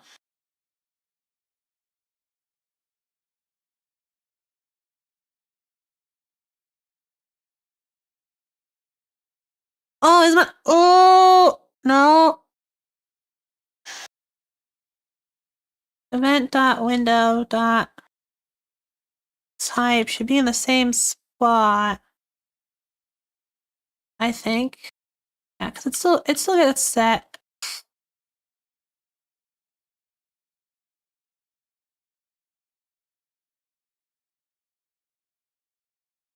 But there is no SDL event window close. Yeah, there's just close requested, which isn't being sent, which is probably a Wayland problem.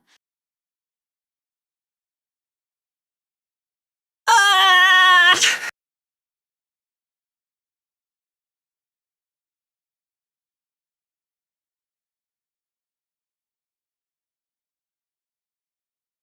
Okay, what we're gonna do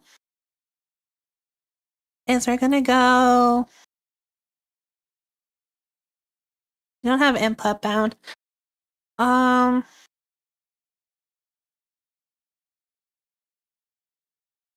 Context dot handle event dot connect. Bool should close equals false. Const stylizer context event reference E auto event equals event to SDLE if not event.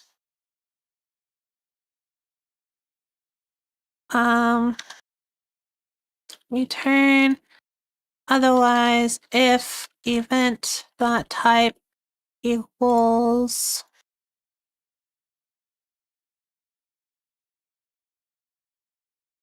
key down. Event dot key if event dot key equals, let's pop into input.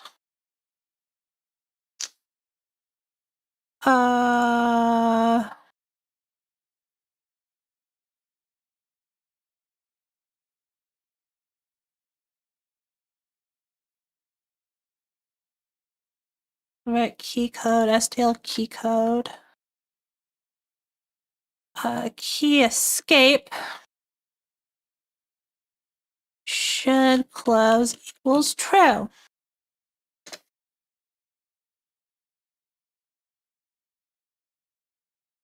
This is a pointer, and while not should close.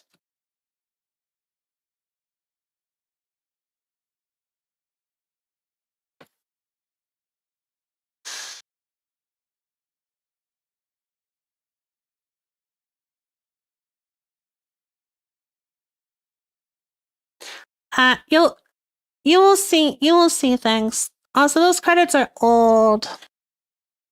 We're like 2 models beyond when those credits are relevant. Stylizer, SDL, event 2 SDL.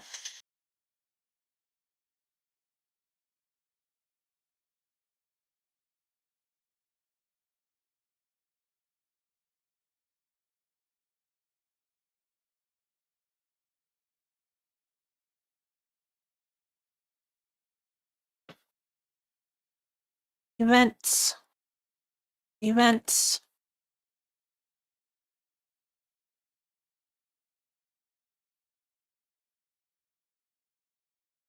Did I call it event or did I call it SDL? SDL. There we go. And we want to capture should close.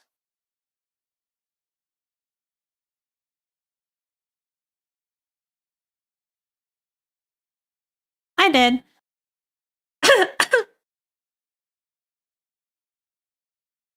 I believe this is model design number 4. Okay, so now we should be able to hit. I hate everything.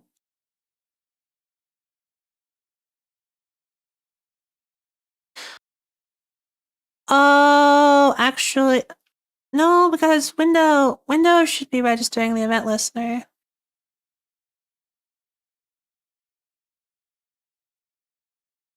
But we don't have input. They're setting up the STL event. Oh.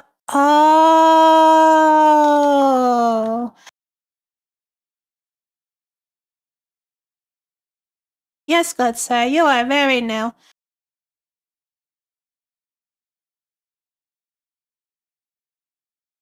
You are 3 years late to my arrival.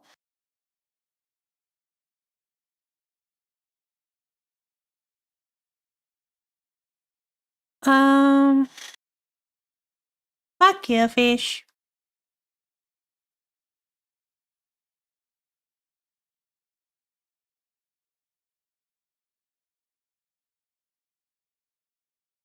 Will we actually get close events now? So let's try hiding all of this and checking not window dot should close.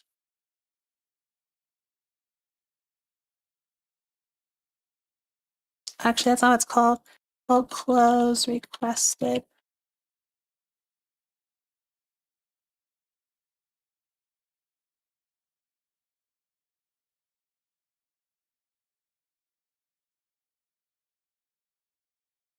I said, it's not my fault. I know you that long.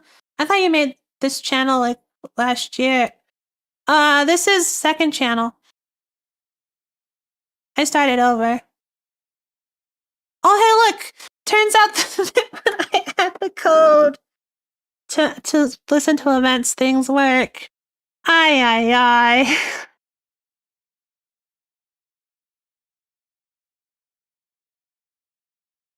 AI in pain. Okay. Nothing's currently crashing, though. So let's go into draw. It's time to start writing draw. So we have our mesh.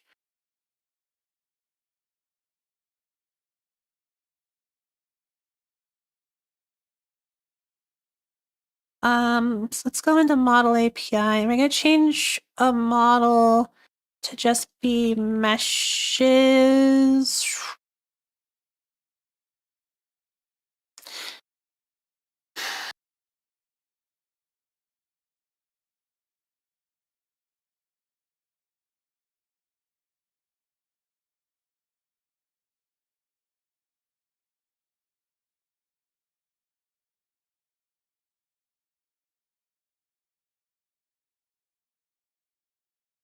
I guess we could just have a planer.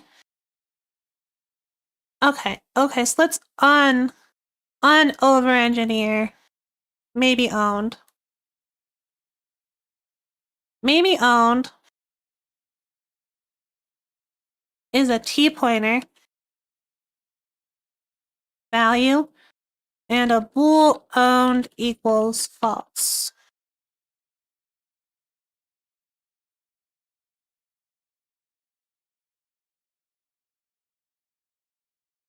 So then start gets us return star value,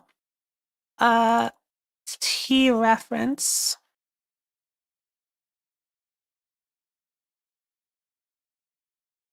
T pointer, star value. Okay. And now maybe owned const T reference from a T reference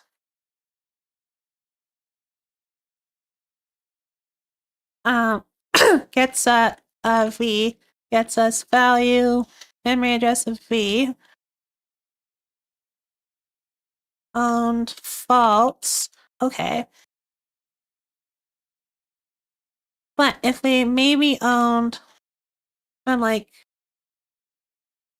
a move, so moved ref, value is going to be ref, value is going to be new, moved, new, T moved, instead move, owned true.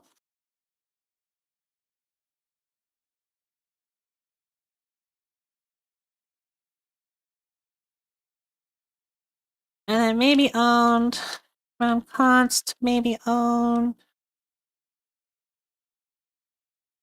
This one actually, okay. So we're gonna do the equals first. Operator equals, maybe owned. O. So there's two cases. If O dot owned, when we copy it, we want owned to equal true and value to be equal to a new T copy of O dot of star O. Else owned equals false and value equals as I die, O dot value. Return this. Operator move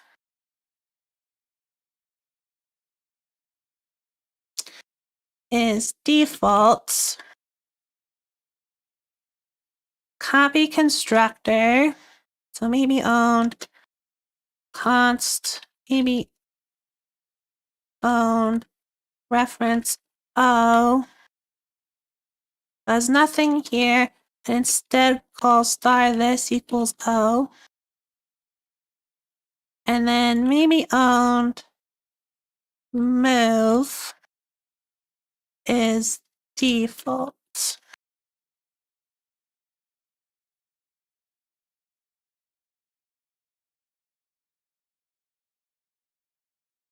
Value equals choking to death? Nani?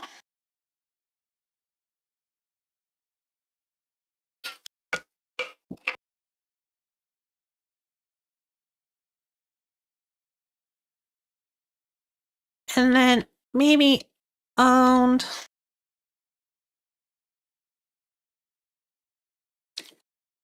null point. So value equals null pointer.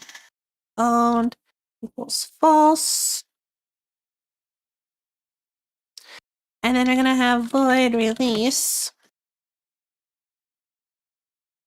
If owned value release. If const expr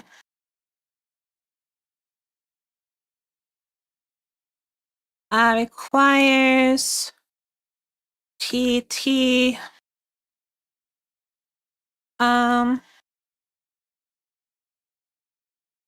t dot release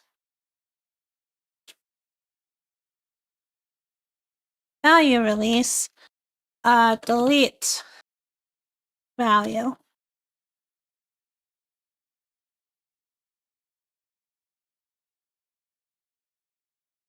If owned and value value equals null pointer. Actually, either way, value equals null pointer.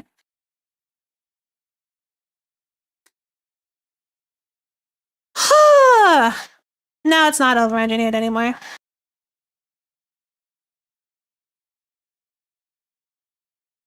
Okay.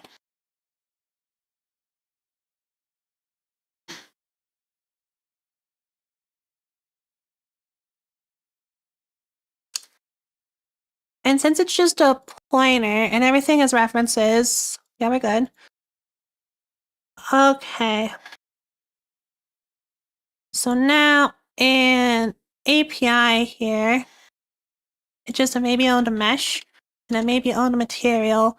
And in the API over here, if we wanted, we can get rid of the current backend, but then things will be slower moderately. So we'll leave that.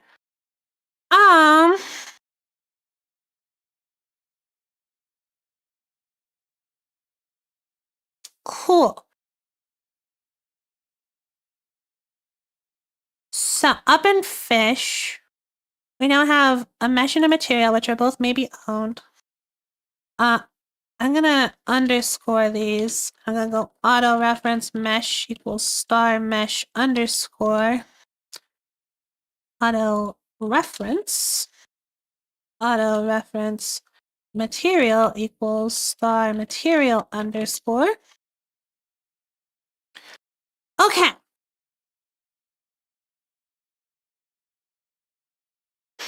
So first order of business, we want to go material dot. Actually, first order of business, we want to go render pass dot. And we're gonna write this. Right now, we're gonna write this concretely. So we're gonna go stylizer API render pass API current backend render pass reference render pass. And I think I have to go to bed soon. I have to sleep early for school. Good night, battery. Thank you for stopping by. Render pass. I'm gonna go render pass stop bind render pipeline. Oh, we need a device. So stylizer, context, reference, context.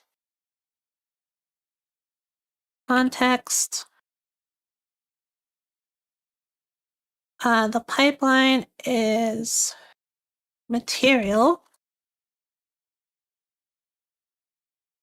render pass, bind, render group.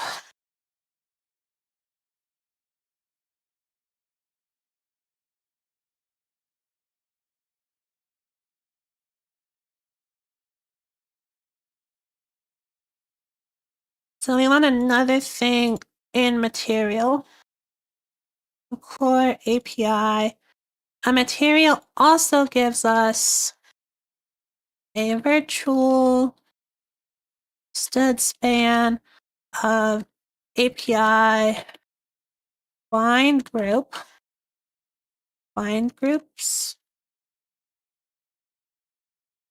0.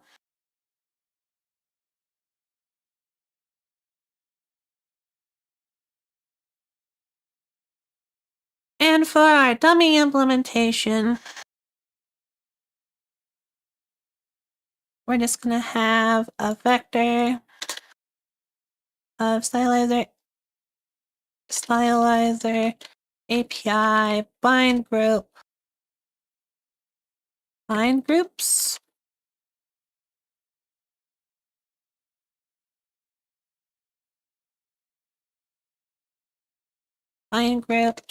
override, return, bind groups.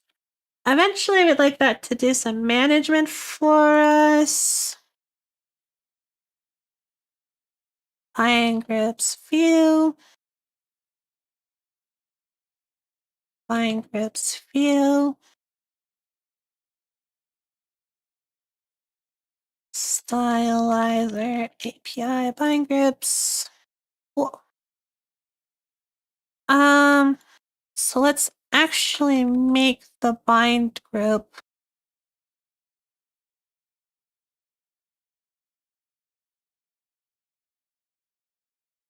a utility buffer get, and we're going to take the pointer to that. So now we have the bind group. We're gonna go material bind groups dot in place back auto reference bind group equals.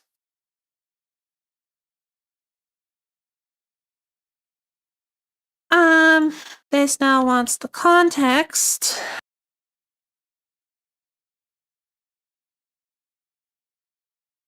So now for auto reference bind group in material.bind group view, we're going to go bind context group.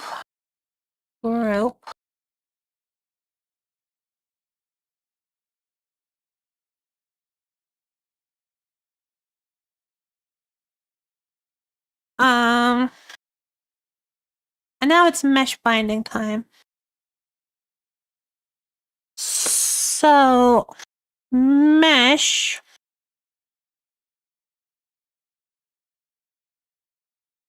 come in here. We also want virtual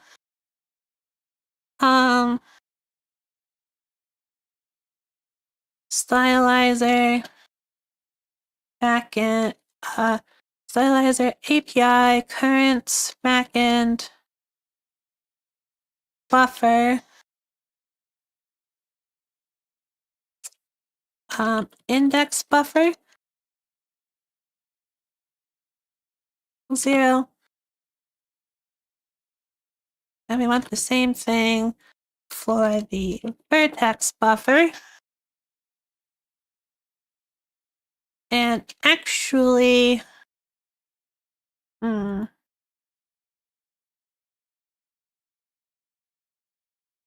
think both of these references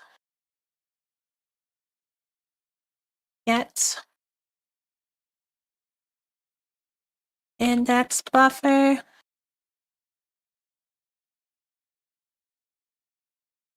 vertex buffer,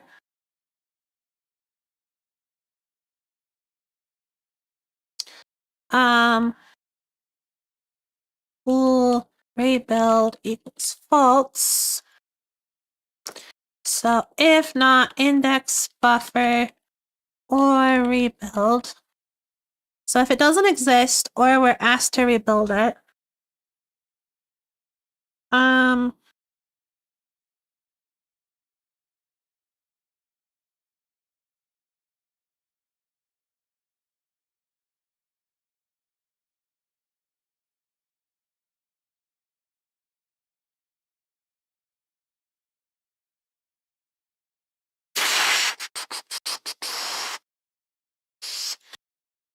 actually, these are two separate things, aren't they?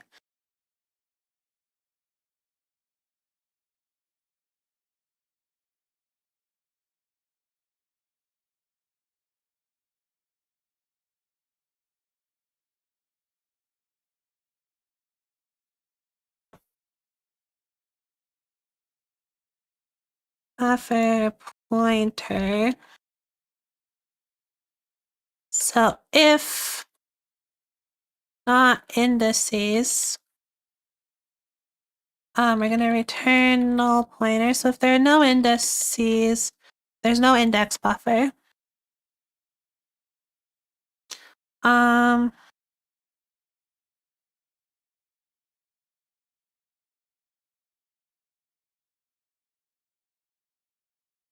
um,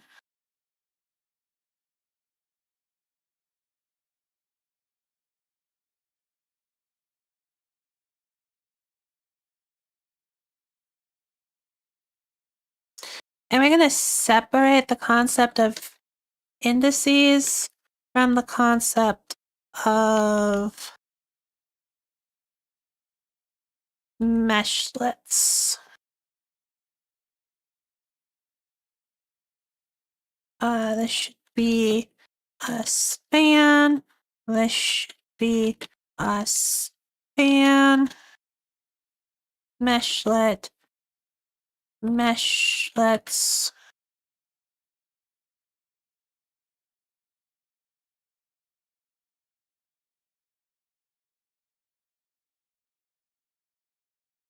And now let's go look at dynamic mesh. We got index data and meshlets.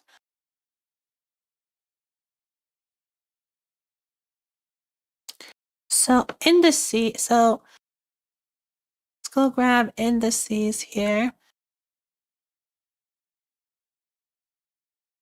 Indices override, not virtual. Just returns index data. And now for meshlets, first order of business is if indices dot size. Actually, we'll do the source. So if not index data dot size, we return nothing. Then if we have meshlets, we return the meshlet. And then otherwise, actually, is that what we had before? So if there are meshlets, we return the meshlets. If there's index data, we create a meshlet that's the whole index data and then return that. Otherwise, we return nothing. Okay, that's reasonable.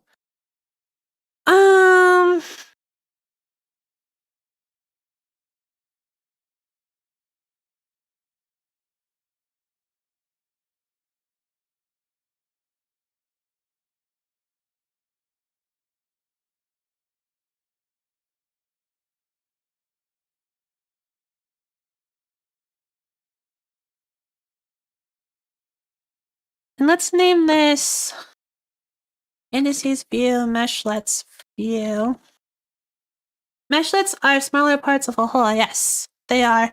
They're also part of a newer graphics pipeline. So,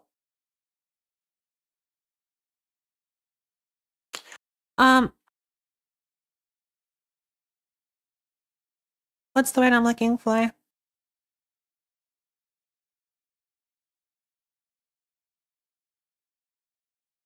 So, if you're targeting like super modern new NVIDIA or GPU hardware, you can use something called mesh rendering, which is an alternative to basically the vertex shader.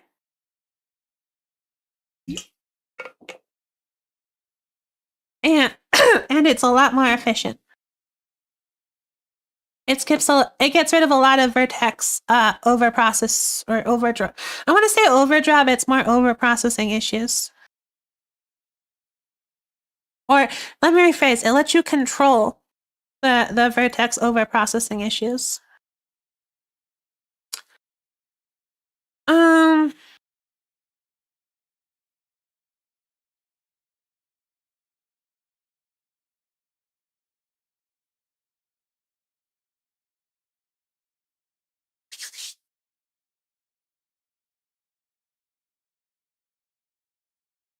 So now auto meshlets.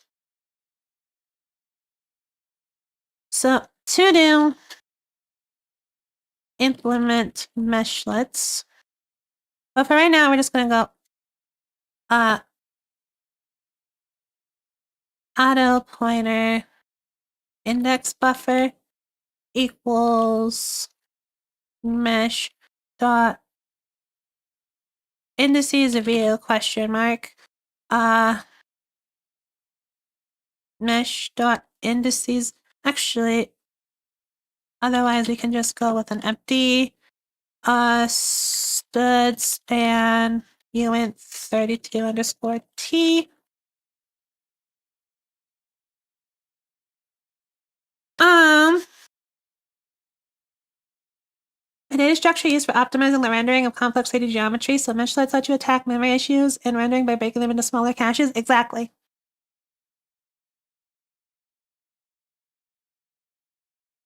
Oh.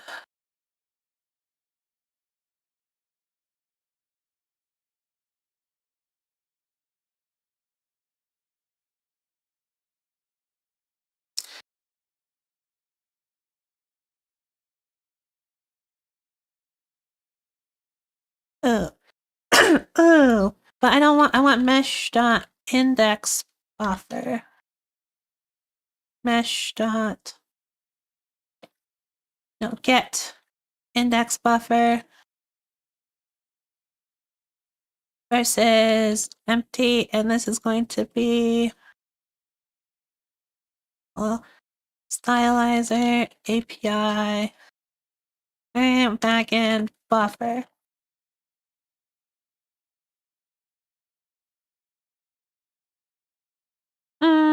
Pointer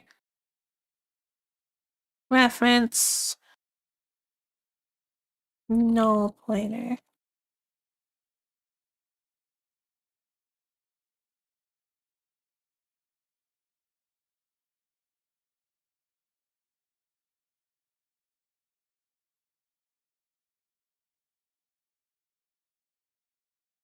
Oh, it already does it for us. AI is so smart. SMRT. I literally just read this code. Now auto vertex buffer equals mesh dot get vertex buffer.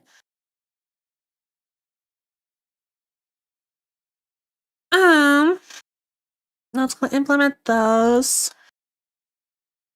So we're gonna have something similar here. If not vertex buffer or rebuild. Index buffer dot release. Index buffer equals. This is gonna want context. Context Context reference context. Context reference context. Context dot create array buffer. Auto usage. Actually, I don't care about the usage. Is API usage index. The data is stylizer byte span from indices view.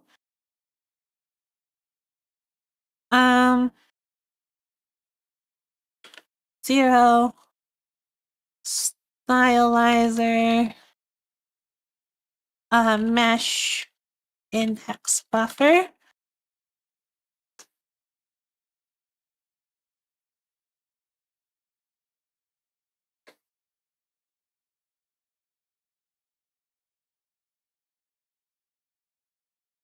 Usage index, there we go.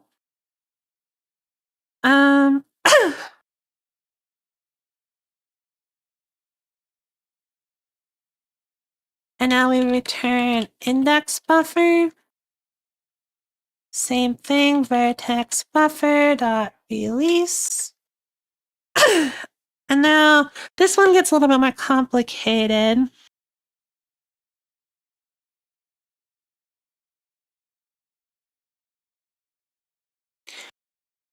Because we want to make a coalition. How do we want to design this? Since we have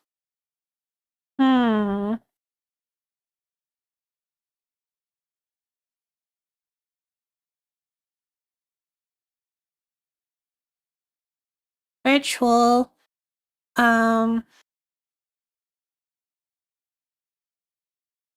size t attribute offset size t index.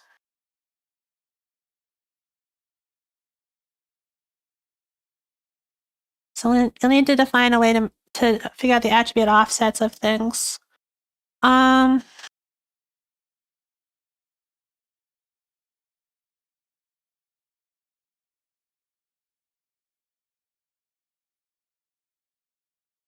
memory address of the index buffer. Okay, so here we're just going to go stud vector of stud byte data. And we go for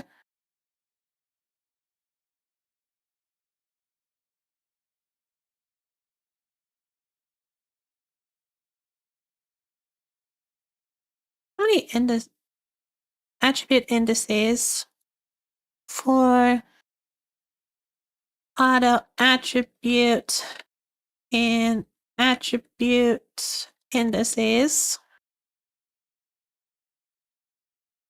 which gives us size t is cool. We're gonna go data. So we're gonna go auto attribute data equals attribute index. So now attribute data is a span, and so now we want to go data dot insert range data dot end, and our range is the attribute index.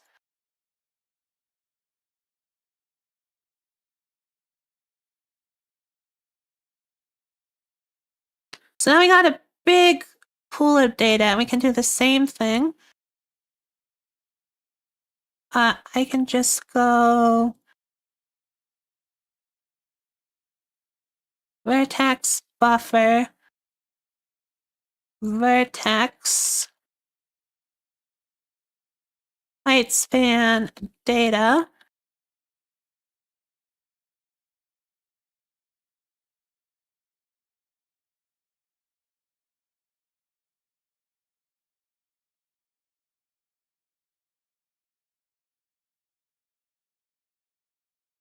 star indices view. Okay.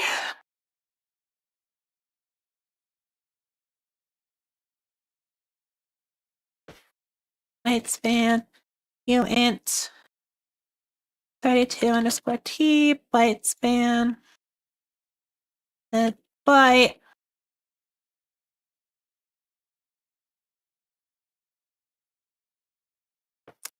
And we return the vertex buffer. Indices view. Indices view.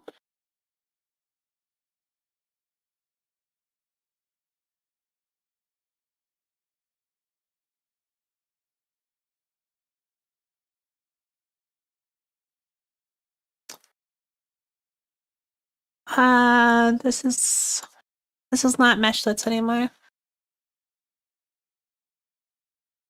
Auto indices in indices view.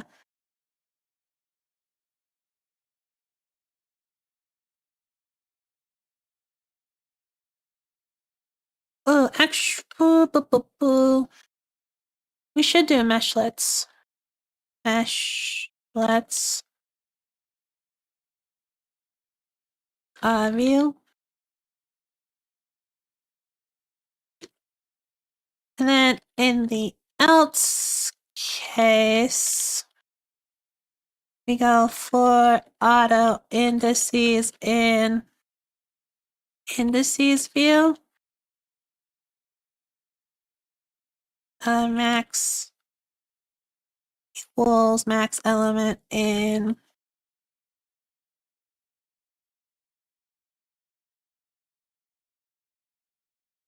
actually just in the indices view. Else max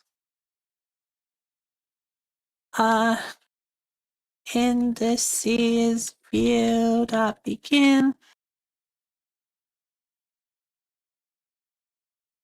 and indices view dot end. Meshlets.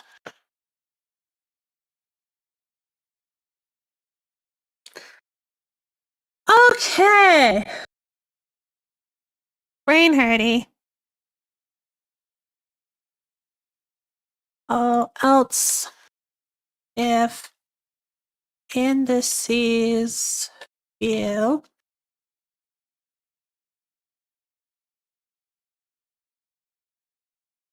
then we can assume that this is true. Else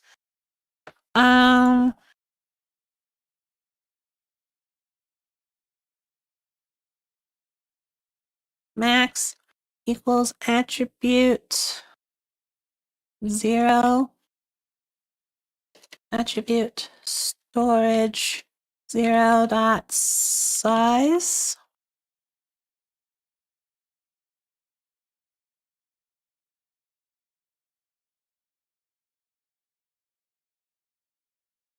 Which then means that we need to define size.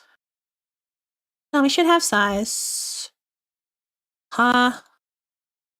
Why is there no size? Oh, vertex store doesn't have size. Okay.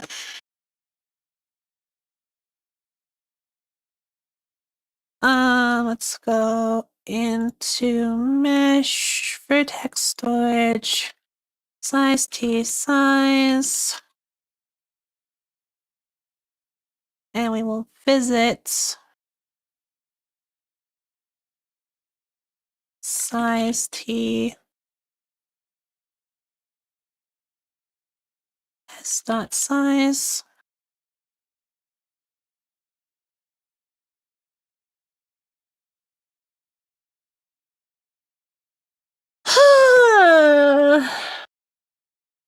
Okay.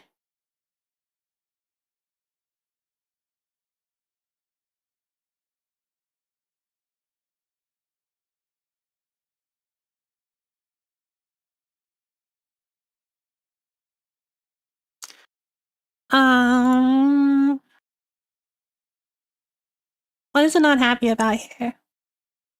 Oh, these want the context.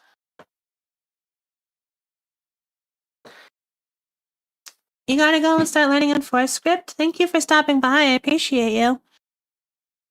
I'm hopefully close to done, too.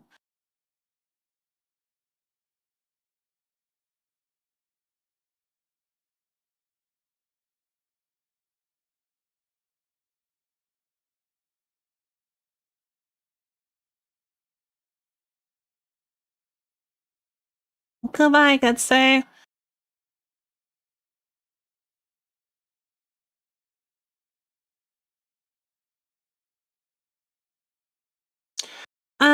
So we're gonna change this to bind index 1 to utility buffer. Actually, no, we don't need that. All we need up here is to go if index buffer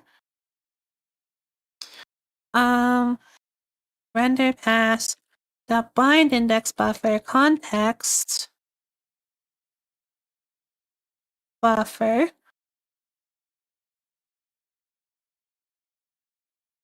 and then we go render pass the bind vertex buffer slot 0 the buffer the context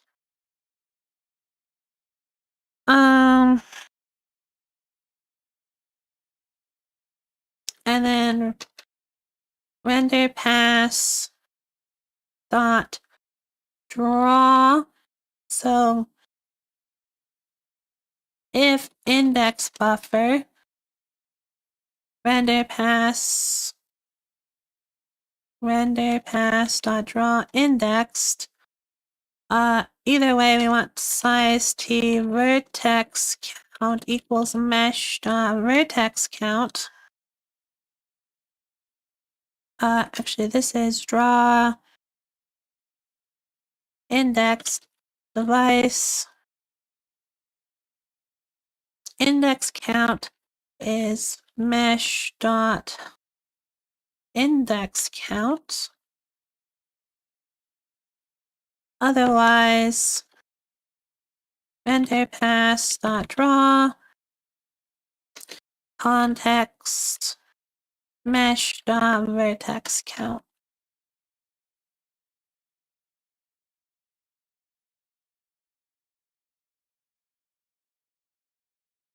And this gets more convenient if it returns itself so it can be chained. So we'll also return render pass at the end.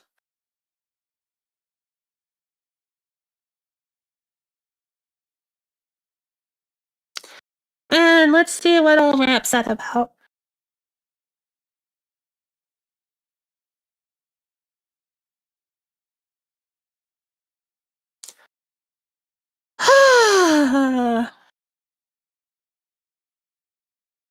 Oh, there's no device context.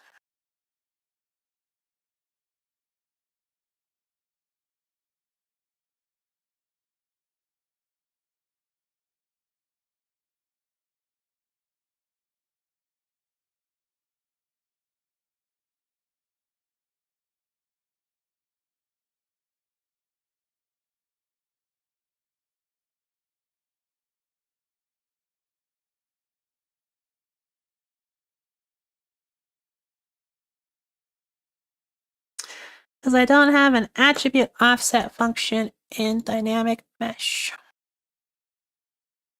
Where did I put that? Attribute offset is after attribute.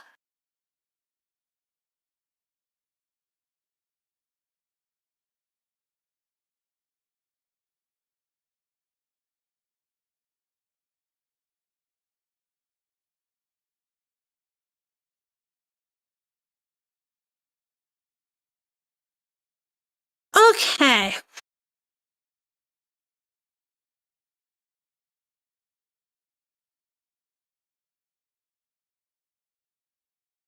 So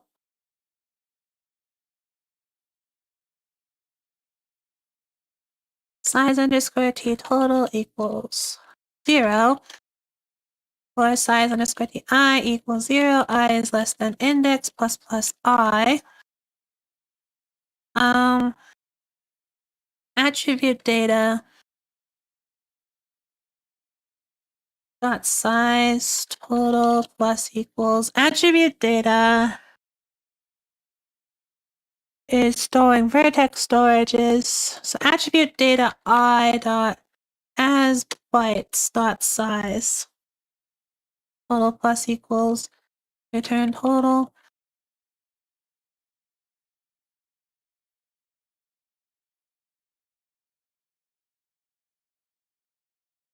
But we can also compute that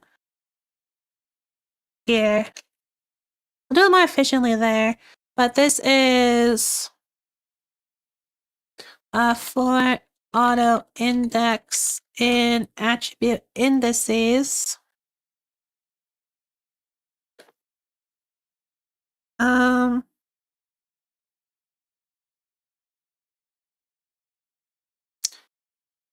Size t total equals 0. Total plus equals attribute index. Return total. Oh boy, the API surface increased by a lot today. And let's see what's broken.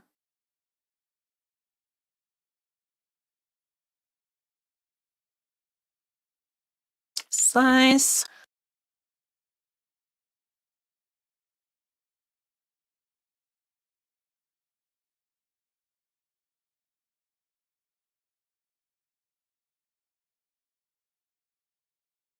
Uh,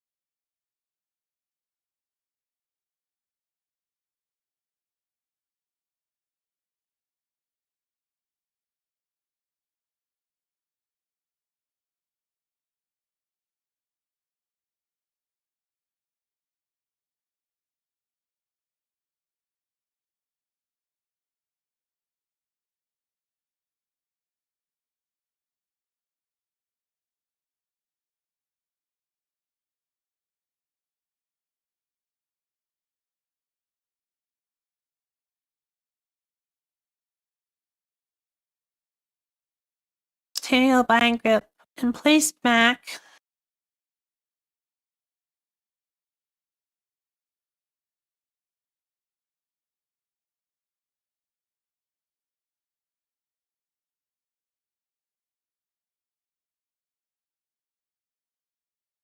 Okay, what do we know about a buying group?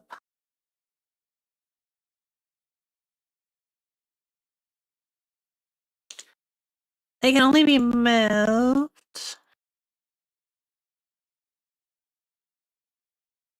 But this should be a move operation.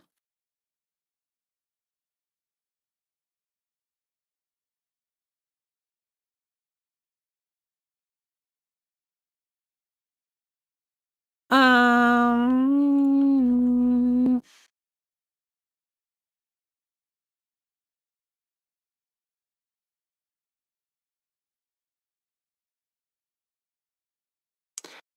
Okay, so we're gonna go buying group equals create buying group. That works. Yo, is Russell chilling? Russell's studying though.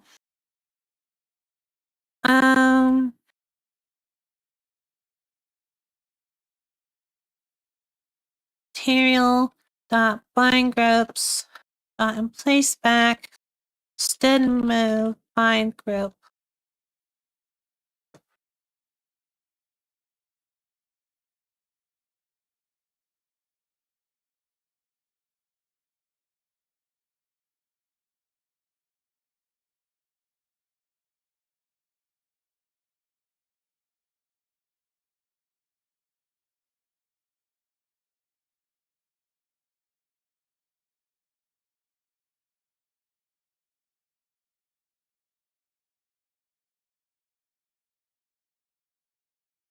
Will you take a push back?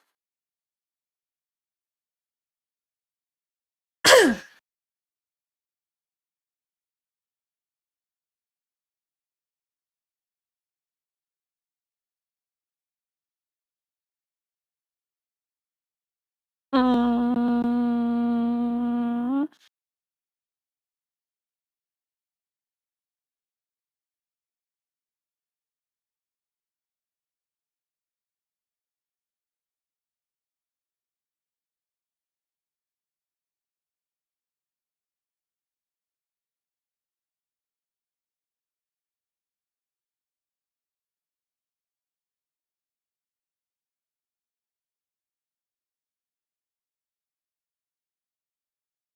can I just emplace back?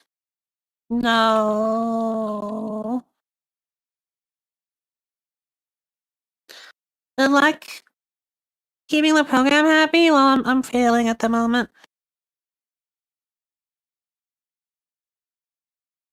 Hmm.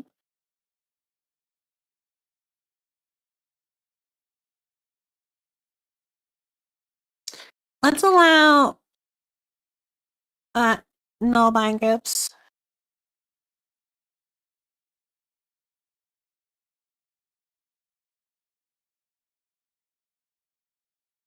Constructor cannot be redeclared. What?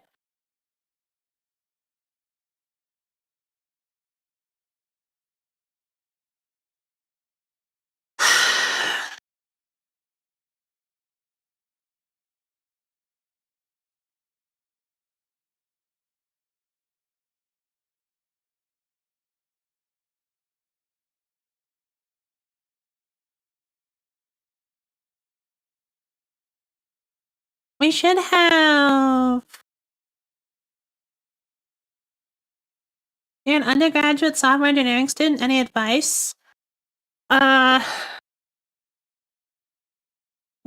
With that vague of information, you're gonna get a vague answer. And my vague advice is, practice, practice, practice, practice. Find some sort of project to work on and work on it. Learn Ruby. That's some crazy advice.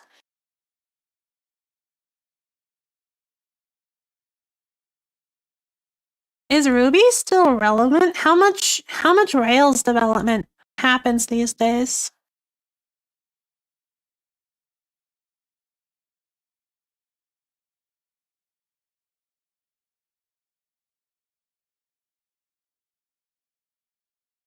We should have move copy on bind group. We should have default.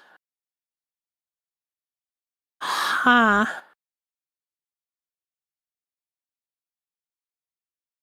Is this a C++ bug?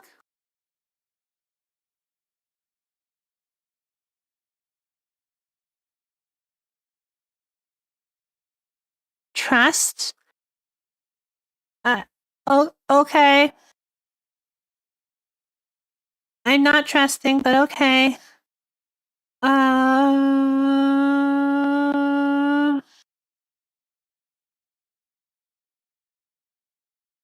This should boil down.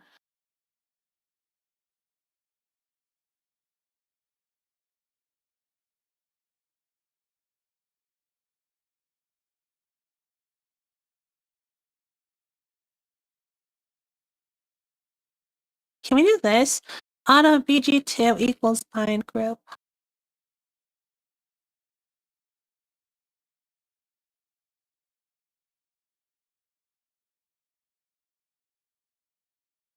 Sammy can copy.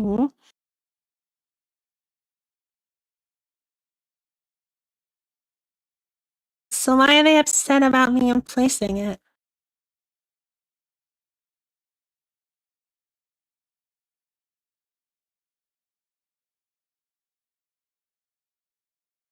Well, I can get around this to some extent by making these be maybe-owns.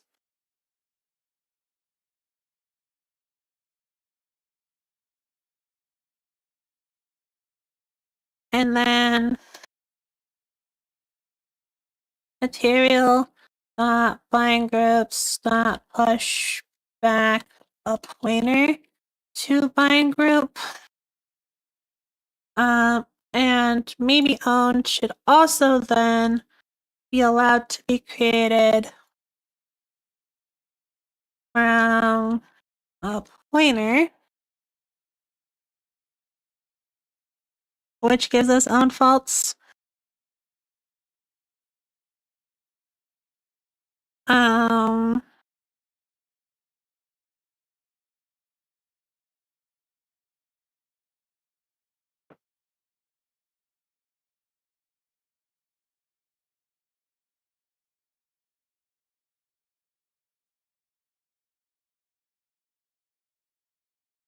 And if I did everything correctly after all of that work, nothing should have changed. Ay, ay, ay.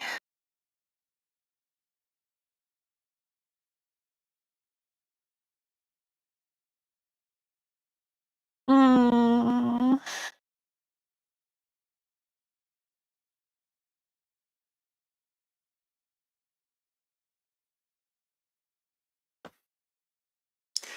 Why are we exploding?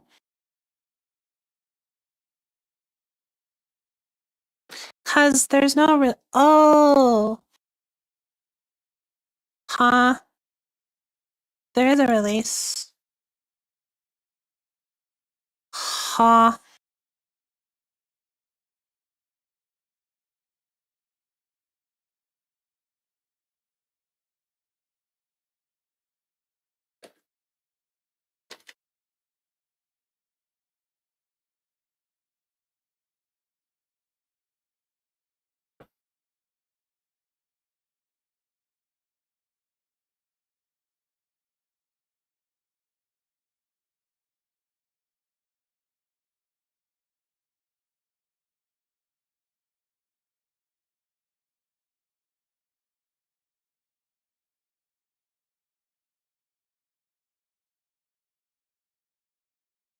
Which then means that these have to be maybe owns.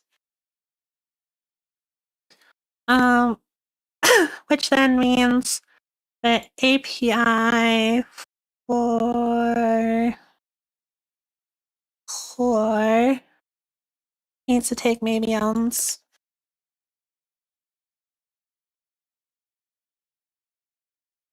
Which then means that group needs to take stars on the maybe owns.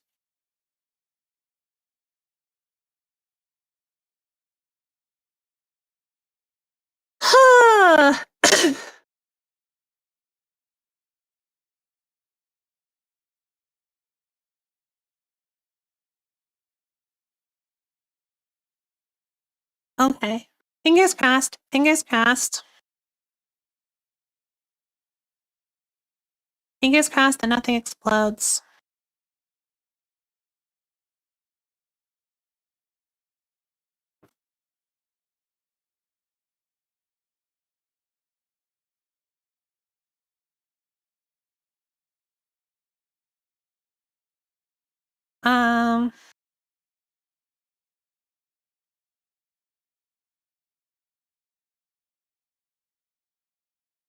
Requires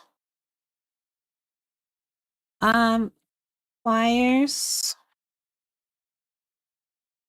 T A T B A equals B.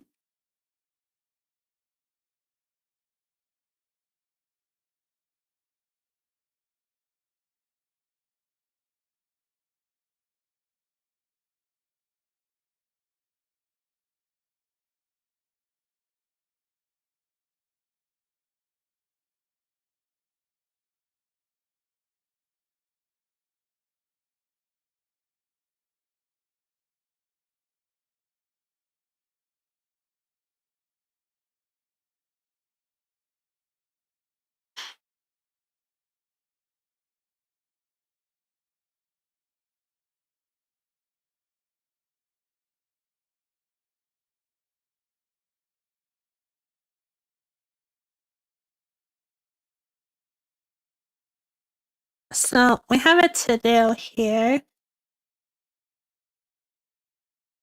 To-do. Why can't bind groups be copied?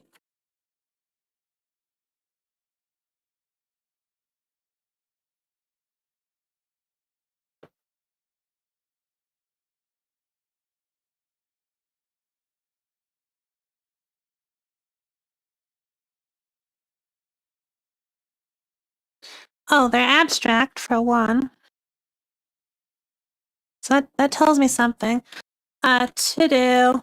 Why are bind groups abstract?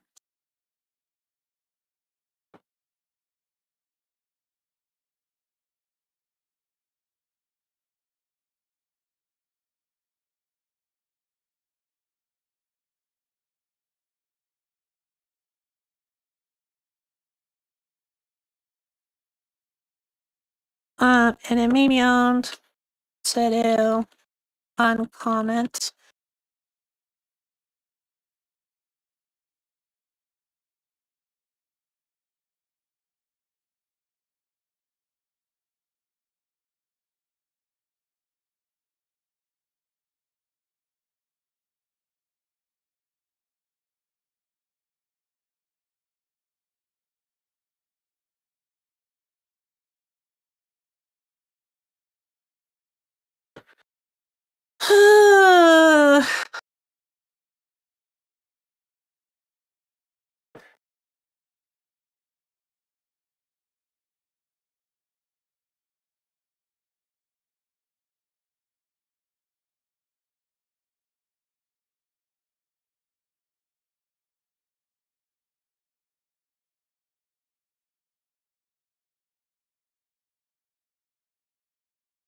Okay, now does it crash?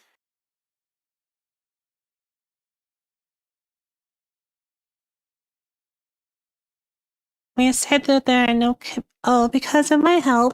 And now that this is all put together, we go model pushback. Actually, model dot and place back a pointer to our mesh and a pointer to our material.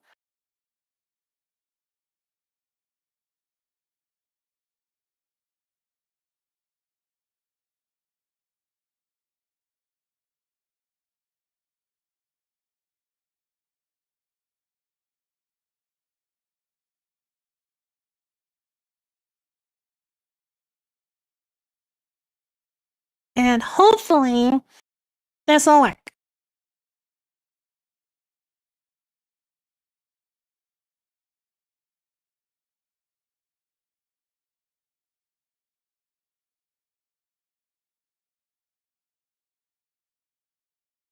API get size. Index buffer. We should be returning no index buffer. Let's get index buffer. Maybe they should have a dot size on it.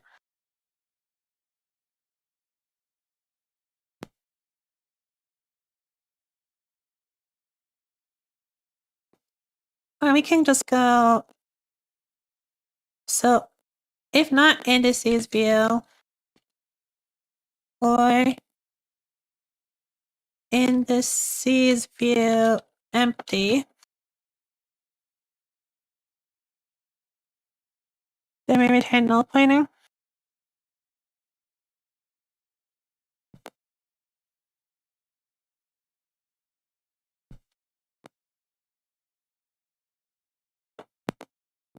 Index data dot size question mark index data colon nothing. Stood opt.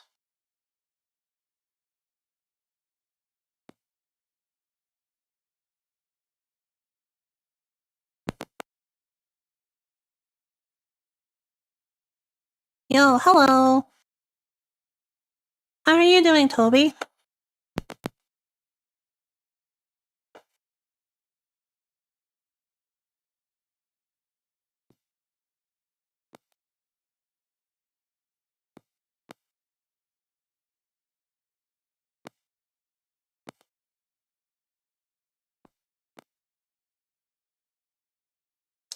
I'm suffering through trying to get a mesh system to work.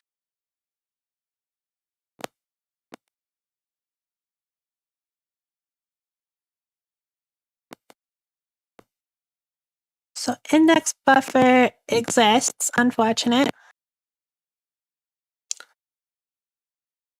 Okay, so let's pop in here. Let's look at indices view. Like it's index data.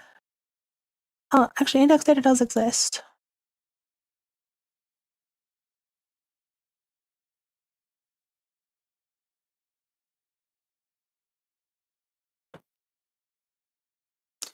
Index buffer equals empty.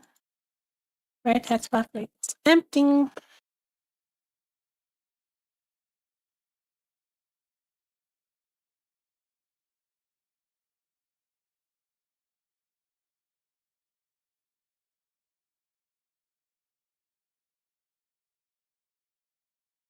Hmm.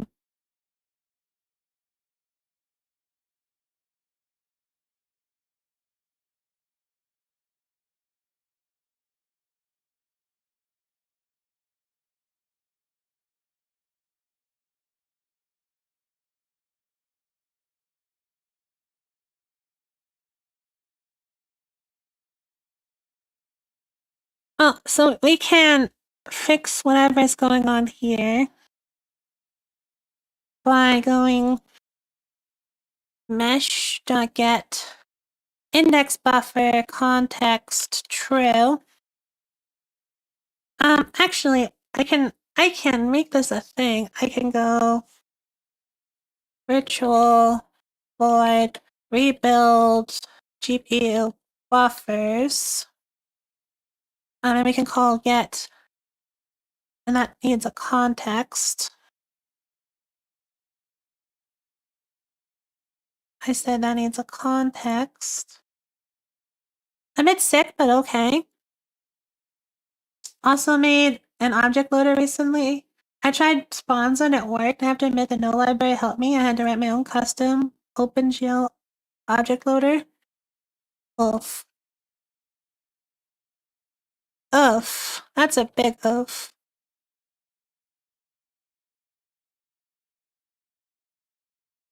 Get index. Get vertex. And now we can go mesh dot rebuild GPU buffers.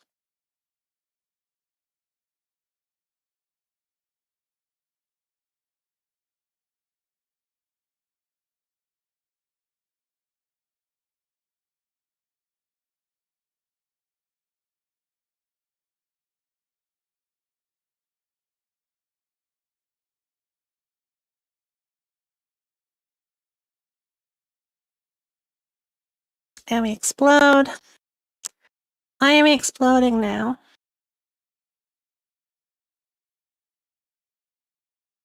Buffer release.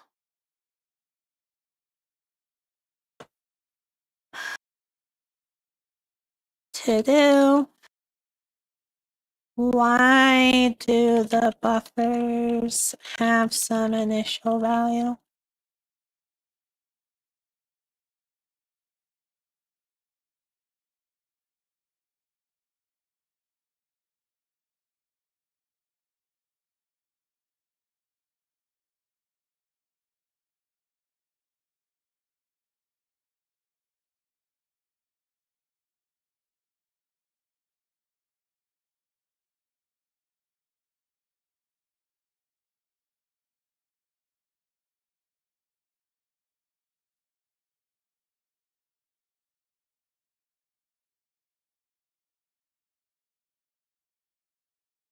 Size 3 is not a multiple of 4.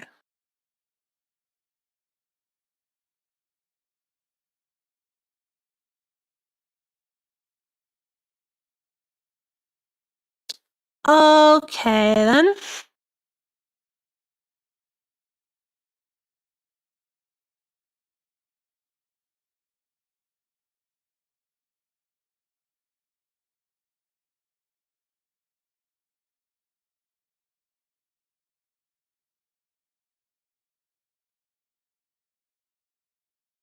So let's look at indices view.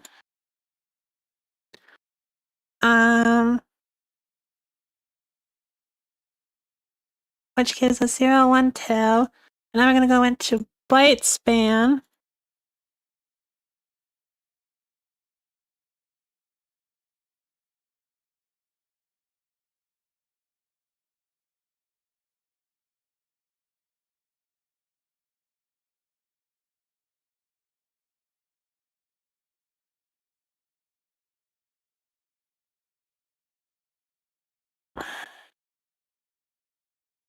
I'm interested about the span.size bytes that we have.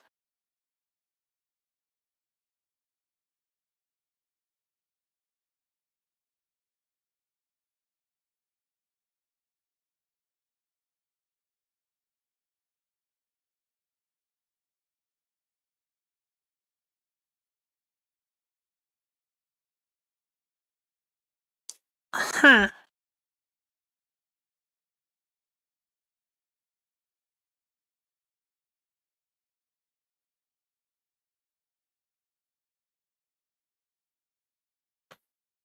So let's rewrite byte span using span.size times size of t. So we'll calculate the size ourselves.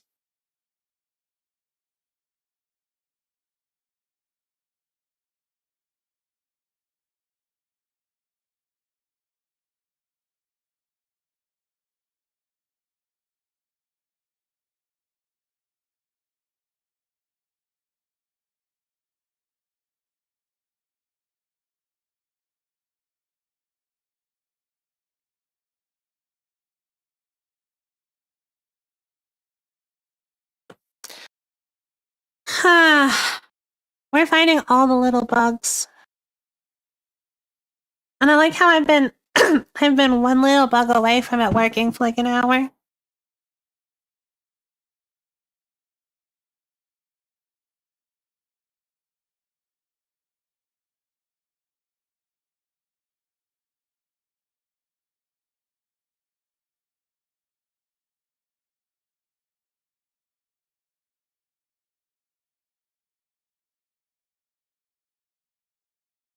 Three bytes still.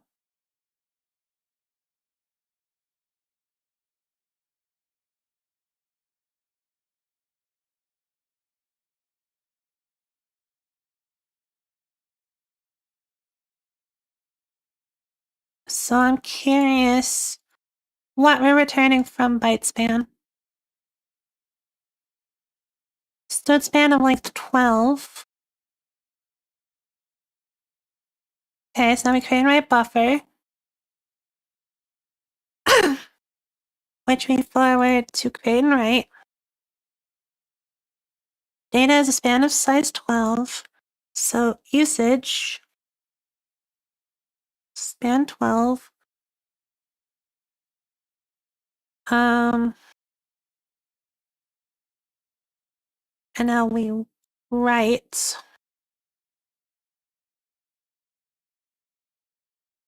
Let's confirm that in here. Data 12. Okay. Vertex buffer. Oh, I didn't call this vertex stylizer mesh. Vertex buffer.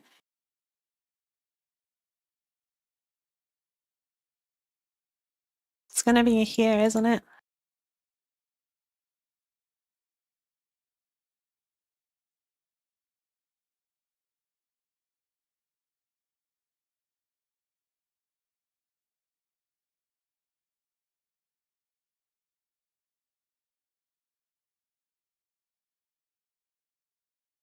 Okay, so let's go auto attribute data equals attribute index attribute data. And let's see what our attribute data looks like.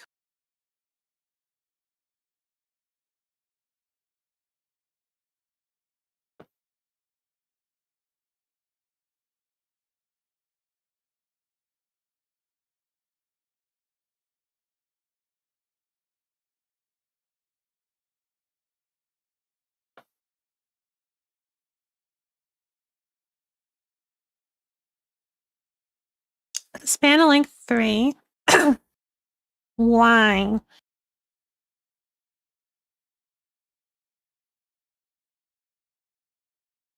Let's drill into that. So attribute.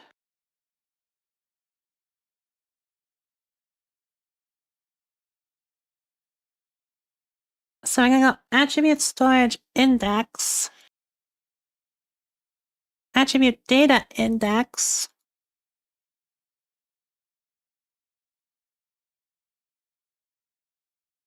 So float for element size 16. And so I'm gonna go as bytes.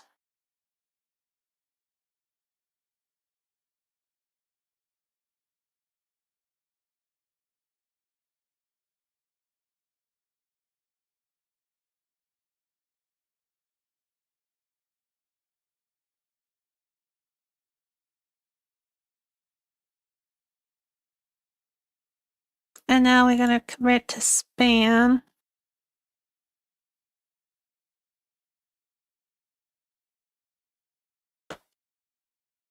As bytes. And in the storage, where do I have storage? In byte, I want stud span. Stud byte.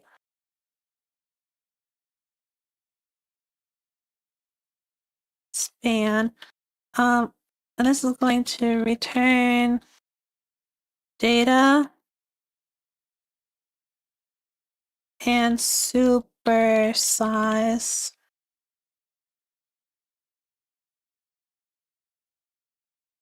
Byte span. And that gets inherited, so we don't have to cast these at all. If now up here in vertex storage, we expose stud span, stud byte, byte span, which is a call to visit that calls byte span.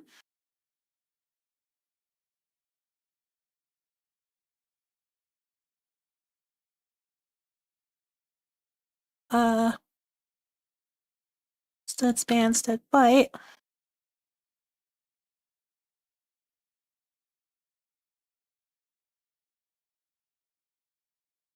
Now in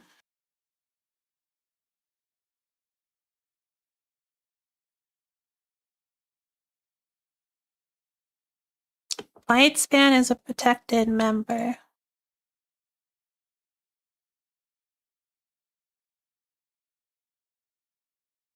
Using super byte span.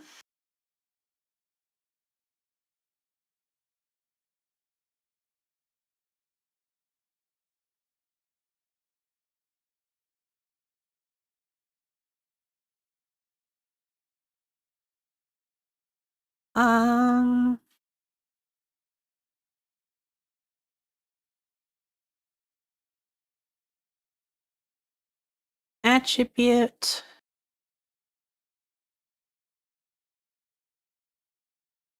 Let's look at that actually.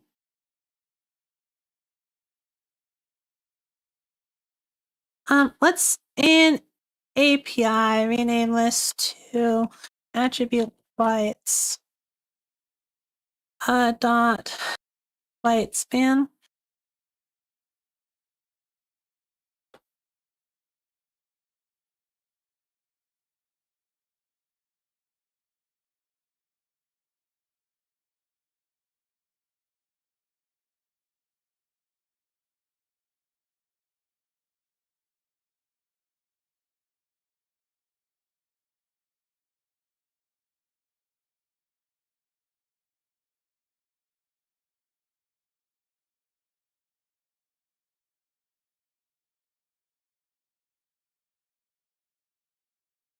And now attribute data has length 48. Okay.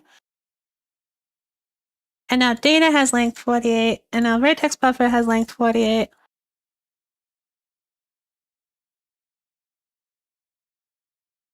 And now we continue.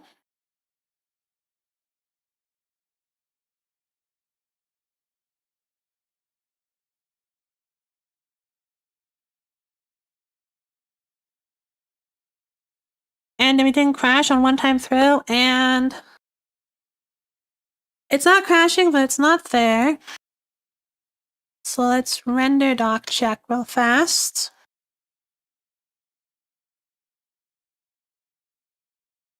Build fish, launch, capture the screen, pipeline state.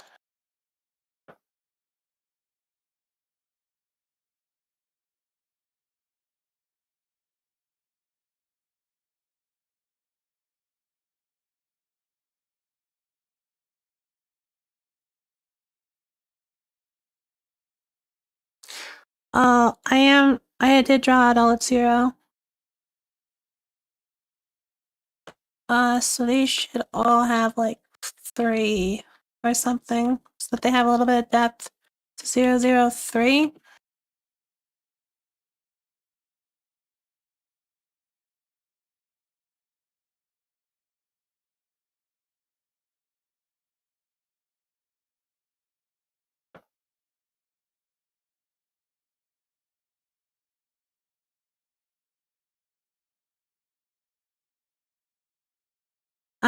Stud math view. Stud math. Look at matrix. We're gonna put the observer at 0, 0, -5. And we're gonna have it look at 0, 0, 0.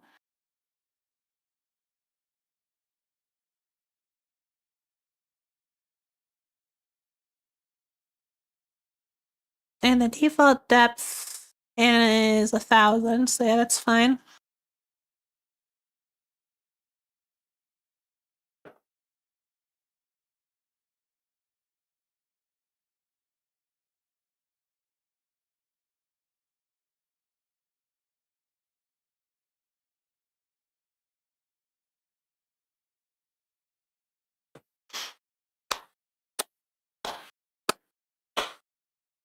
And we got a triangle rendered.